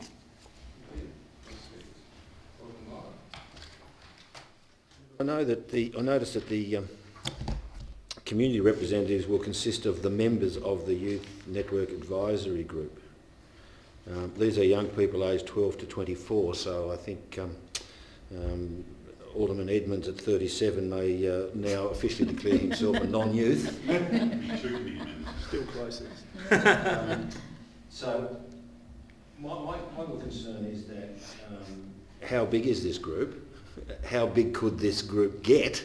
You know, if 100 members decided to join up to YNAG, how big does this committee get? So is there any limitations on the number? And my other real question is that when matters come before the agenda is prepared by the Youth Participation Officer. I take it that the meeting will have a fair bit of input into its own agenda, so we're not just having some council officer telling them what the issues of the day are, so I'm assuming that works. The other thing is that is there a, are these issues voted on as councils would, and so that these people actually have power rather than a voice? Look, are they rhetorical questions, or would you like to answer? Mr. Tui, I'm sure. I thought they were quite sensible questions. Well, perhaps quite we call simple, on... and I do apologise. I'll try to rephrase them in a manner in which they are not perceived as rhetorical. perhaps Mr. Tui could provide some answers. I actually asked some of them at the workshop. The briefing. The number, why members is not set to a particular number? No. Experience over the last 10 years. The quorum is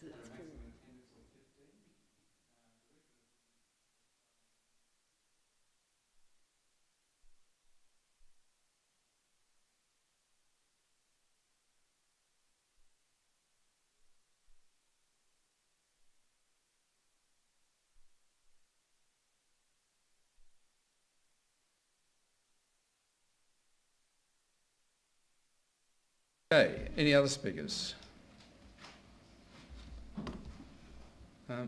Alderman Newington, right of reply. So the motion is we endorse the committee and its constitutional. Those in favour? Carried unanimously.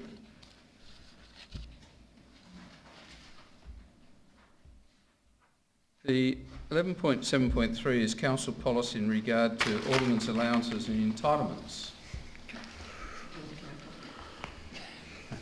We've all got a conflict of interest, I think the Deputy Mayor has alluded to. Alderman... Thank you, Alderman Moller. Do we have a seconder, please? Alderman Newington, thank you. Alderman Moller, would you like to speak to it? I'm moving the motion. Alderman Newington, any comment? No. Other speakers? Alderman James. Yes, thanks, Mr. Chairman. On page 5 of the officer's report, under conferences 5.2, conferences, training courses, seminars, study tours and sister city visits. Council will pay registration fees in respect of attendance at any intra or interstate or overseas seminar, etc. My question through you to the appropriate officer,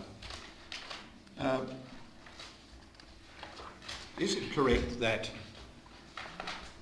the listing of the alderman and or his or her request for attendance and the payment of those seminar costs, whether it's intra or overseas, are those details listed in the council's annual report, or is it listed, and I may have missed it, in the quarterly report, or is it not, and therefore should it be included as part and parcel of an allowance or a payment that's been made out of the public purse for the benefit of that person or persons to attend that training course or seminar overseas or intra-state? Call on the General Manager as the responsible officer there. Through you, Mr Mayor, without having a quarterly report in front of me, I'm reasonably confident they're reported in the quarterly report.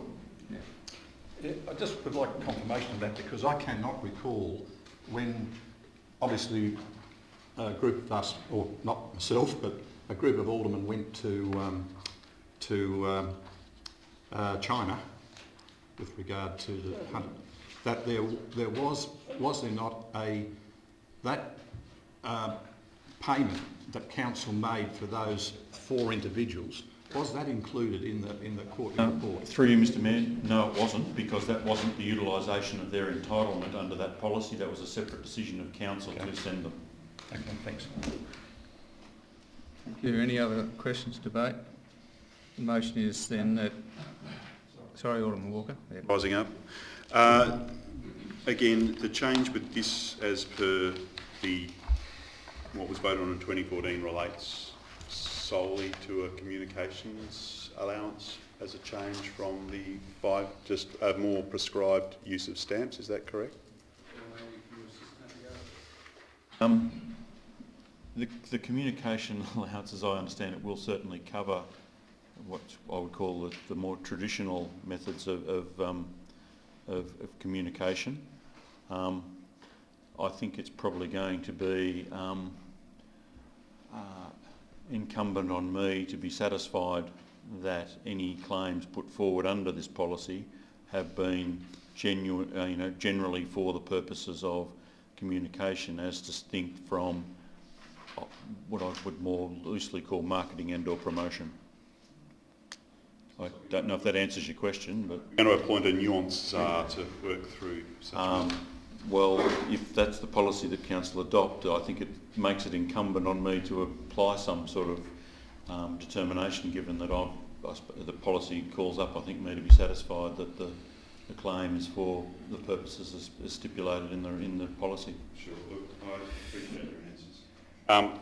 It is only one change, but it is something that causes me some discomfort, and I'll be abstaining from this. I think it's not a great look that we're sort of modifying what's in front of us. It'd be my view that if you want to look at a contemporaneous thing, then it's probably more of a hands-off approach rather than us ourselves deciding. That's my view. That's very interesting, because I felt exactly the same as Alderman Walker. However, I have looked at the report into the parliamentary salaries and allowances by the Industrial Commission in February 2016. So obviously in relation to the state government. So as Alderman Walker says, an independent body looking at the salaries and allowances. And it's really interesting to note that the electorate allowance actually includes, but it's not exhaustive, in relation to this aspect, communications, it includes postage, including newsletters, pamphlet drops, communications with the electorate, such as surveys and focus groups, commissioning research, and advertisements of members' parliamentary activities. So I got a little bit more comfort. Initially, I felt very uneasy about changing it, but when I actually see what is included for state politicians, and that was actually looked at by an independent body, I feel much more comfortable. And perhaps the General Manager might like to look at that report. Thank you for the heads up, Alderman. Any other speakers on this? Alderman Edmonds. I echo Alderman Walker's concerns, and I'll abstain from the vote as well. I think it's not the best look for us to be endorsing, whether we spend it or not, the capacity to spend $2,000 before or after election again. Thank you. Other speakers? Right, by Alderman Mulder. Thank you. That was it. Somewhat interesting, but I noticed that unlike the electoral allowance, which is at the discretion of the member to whom it is awarded. So in other words, as a Member of Parliament, you are provided with an electoral allowance which is based on the size of the electorate and the amount of communications and advertisements you're likely to place. There was no way in the world that this was ever intended to be anything like that. And had it been that wide-ranging, I would have had some deep concerns, because the quantum of that allowance is in the tune of somewhere between $25,000 and $40,000, depending on where it is, and there is no check on it. No one sits on the back of it and says, give us an account of how you spent it. The only people who do that are the taxation department, because what you don't spend you get taxed on. So this is a totally different thing. This is substituting the old Pony Express method of communicating with voters with a more modern and appropriate thing. And if you want to use the Pony Express, then I'm sure it is. Any discomfort that Alderman may have with it is the fact is, A, the General Manager will be the person who decides what is appropriate communication, and not pamphleteering, I think, would be at the top of the list. And as a result of that, he would then have to report that discretion in his reports, as he does on the expenditure of the allowances. So we will get a pretty good feel about whether the General Manager is applying what we think is a common sense approach to the use of this allowance. If so, and if we have some concerns and doubts about that, I'm sure we can raise them in this question and, if necessary, bring forward an amendment to the allowances to give the General Manager a little bit more guidance for where his common sense is wanting. So I'd endorse this, and I think that it's a dangerous thing if you start abstaining on what, because one little clause here. So does your abstaining of the vote mean A, you're not going to use it, or B, that you don't agree with any of the other allowances that are in there? I think you've got to be a little bit careful, and you've got to be using a little bit of what Oscar Wilde said wasn't very common, and that's common sense. With that, the recommendation is that we endorse the Alderman's allowances and entitlements. All those in favour? Against? Carried. Item 11.7.4, appointment to committees, boards and authorities. I'd like to deal with these separately. First of all, Schedule A, which is the schedule of nominations being endorsed as populated by negotiation. Alderman John. Thank you, Mr Mayor. I would like to move Schedule A with a small amendment, following on from the decision earlier that we need a proxy for the partnership grants. We've discussed it, and I'd like to add Alderman Blomley as the proxy for the Partnership Grants Assessment Committee to the list that's there. I'm happy to accept that, Mr Mayor. Thank you, Alderman Blomley. Do we have a seconder? Thank you, Alderman Kennedy. I'll put that motion. Or is there any discussion, further discussion on that? Put the motion in. All those in favour? Carried unanimously. Thank you. Part B. Yeah. You said carried unanimously because... No, yeah, that's right. It's... Those present. So long as there's a quorum, even if there are only 7 in here, if all 7 voted in favour, it would be a unanimous vote. That's right. The minutes will record that there is only 11 at the table right now. He's gone out for a break. Part B, there are 2 elements to this. We need a proxy alderman for the petitions to amend committee. We've got a vacancy there, and also a vacancy for the Clarence City Band committee member. I'm just wondering if a desperate plea from the chair could inveigle somebody into one or more of those positions. Mr Mayor, I nominate Alderman James to be the proxy for the petition to amend hearing committees. Look, I will decline. Thank you, Alderman Blomley. It's very kind. Thank you. In that case, I put him up for the band, Mr Mayor. And I shall decline. As I mentioned to you before, I want to concentrate on more field work at this time. Alderman James, thank you. Future member for Pembroke. We'll see. And I say, Mr Mayor, look, I am not running for Pembroke next year. Alderman James, I just want to make that please clear. do not get distracted. And in fact, for the record, I think it should be said, and I don't want any talking from Alderman James, it's already been said too much. Okay, I take it then that we can't persuade someone to take on these responsibilities? You can be assured that I would be pleased to take on the responsibility of the committee member for the Clarence City Band. You. So do I need someone to nominate me? I'll be more than happy to nominate Alderman von Bertha. I think Alderman Mulder was on his feet first. I'd like to nominate myself for the petitions to amend, because I think, having rechecked my diary, I may just be able to meet the onerous meeting schedule as I expect it will be, extrapolating the one new meeting in the last 4 years. Yeah. I'd like to nominate Alderman Mulder, and I think it's a tremendous committee to be on because you learn a lot. On the basis of where we're at, there have been no other nominations. I'd like to declare Alderman von Bertha to the Clarence City Band Committee and Alderman Mulder to the Petitions to Amend Committee. Thank you very much. Moving on to item 12, Alderman's question time. There are no matters on notice, so questions without notice. We'll start with you, please, Alderman Warren. Alderman James. Yes, thank you, Mr Chairman.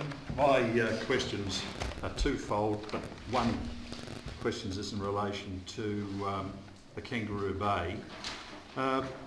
Mr Mayor, is there any problems with myself requesting a copy of the Minister's or the GM's approval for the reclamation of Crown land in Kangaroo Bay? That's the first question. Well, there's no problem at all with you requesting that. Thanks. Thank you, Alderman James. Next question. Yes, the next one is, and also the developer has purchased the encroachment onto Crown land. Is that basically in the title of the purchaser, or is in fact he or she leasing it? And is there anything in relation to a reclamation of Crown land still remains in the ownership of Crown land? My question through you to Mr. Perhaps you could table that for a considered answer. Well, perhaps we could see if he could respond. Well, it's highly technical. Through you, Mr Mayor, I don't have the answer. I'll take it on notice. I'll read it. Thank you. The other question. No, I'm sorry, you've had two. No, that was in relation to Kangaroo Bay. My second question is in relation to the footpath maintenance program. Look, I'm sorry, Alderman James, you've had two questions. Alderman von Berto. Mr Mayor, in relation to the questions that Alderman James has asked, could we have a copy of the response as well, please, all of the aldermen? Absolutely. It will be in the weekly briefing report, General Manager, perhaps? To be honest, Mr Mayor, there is council has played no role in that. I have to consult with Crown and see what information they'll release to me. That's fine. So I don't know the answer. But we can... I'll be sure. Thank you. Well, I mean, we'll all get one. Yes, correct. Alderman Edmonds, Alderman Blomley, Alderman Pearce. Mayor, could I just raise something in closed meeting, that's all? Certainly. Thank you. Alderman Walker. Just a quick one. Opposite Ashmore on Bridge Street, which, surprise, surprise, is a venue on Bridge Street, on the other side of the road from that is a bus stop that gets used, my understanding is, by a bus once a day. Now, it's 2 points. One is it's kind of a premium parking space, but it's not a parking space because it's a bus stop, but it's actually generating some revenue for the state because visitors and tourists that are going to the area are quite often getting fined, and they're leaving Richmond with a bit of a sour note. So my question is a query as to what we can possibly do to discuss whether that bus stop's in its most optimal location and whether it might be more useful to the tourist precinct as a whole for that once-a-day service. Take that on notice, please, Mr Graham. Thank you. Alderman Newington. Alderman Newington, do you have a question, sir? Alderman Mulder. I have two, Mr Mayor. Two distinct separate questions, not A's and B's and C's. Thank you, Alderman Mulder. Reflecting concerns of some residents over the number of lots on which multiple dwellings or units are being built, at the subdivision or the development application stage, are there any council policies or planning controls to limit the number of units being built in an area? And I've previously prepped Mr Lovell on this one, so hopefully we won't get an overly complex answer. Mr Lovell. The planning scheme doesn't allow you to preclude subdivision unit developments from subdivisions. It does allow the developer to actually designate lots for units, which in some cases can be good for future purchases of what might go on in the area, but that doesn't mean every other lot in that subdivision could also be subject to a unit application. Second question, Alderman Mulder. Second question is, could you just brief council on the current status of the Rosny Hill proposal? Manager? Through you, Mr Mayor, there hasn't been any further development since last time that I think I got asked a similar question at the last council meeting. Certainly, one of the things we've been trying to clarify is with the Department of, call them DPIPWE anyway, can't think what that stands for, Primary Industries, Parks, Water and Environment, I think, as to what in their view is acceptable under the National Parks and Resource Management Act, and I believe there's a meeting being facilitated sometime in the next couple of weeks in relation to trying to get some clarity from them as to what their understanding or their view of what's compliant with the Act or otherwise is. Question, but sort of trying to get a bit more specific. Are we at the stage where we are still awaiting to see whether the owners are likely to give their written approval to the broad proposal that is yet to be a subject of a development application before council, despite everyone knowing what the lot is? Look, the answer is yes. That one of the issues still to be resolved is this issue of landowner consent. As you're aware, I was written to by the Deputy Secretary of the Department back in August, something like that, saying that effectively putting me on notice in terms of the landowner consent, that because I may offer landowner consent, ultimately it would be their call to amend a lease or anything of that nature. So therefore, prior to issuing landowner consent and putting the proponents and the community through a process that may have an unachievable outcome, we've sought to try and clarify with the department what is and what isn't acceptable. They're still working through it's an iterative process in the sense that I haven't had a proposal put back before me at this point in time. I hope I'm answering your question. I sense I'm probably not, but I'm happy to try and expand on that further if I still haven't answered it. But in terms of actually having received the proposal at this point in time, we haven't. I expect that we will receive one in due course, but I believe the proponents are still trying to ascertain what may or may not be acceptable under the NPRM, that from the real owners.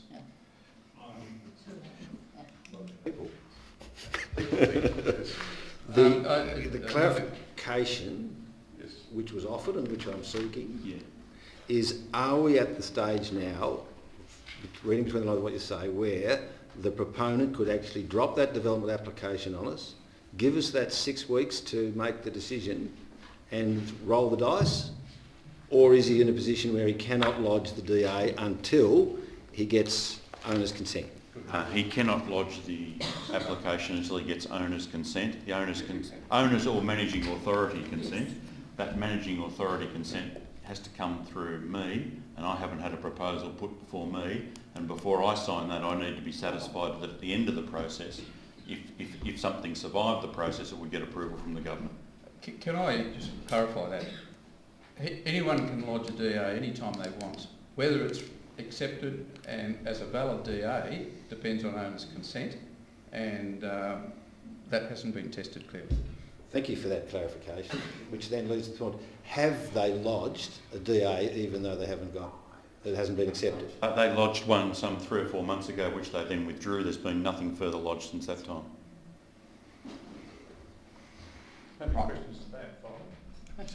No, that was a supplementary. A good couple of supplementaries there. Look, can I advise? Well, can I thank the members of the public that have endured a very long council meeting? We do appreciate your attendance, but we do need to go into closed session. Thank you very much. Could I have a motion that we move into closed session, please? Thank you, Alderman Pearce. Sorry, you didn't get a chance to ask a question. Thank you. Do we have a seconder? Thank you. All those in favour? Carried. Against? Sorry, no against? Yeah, right. Carried.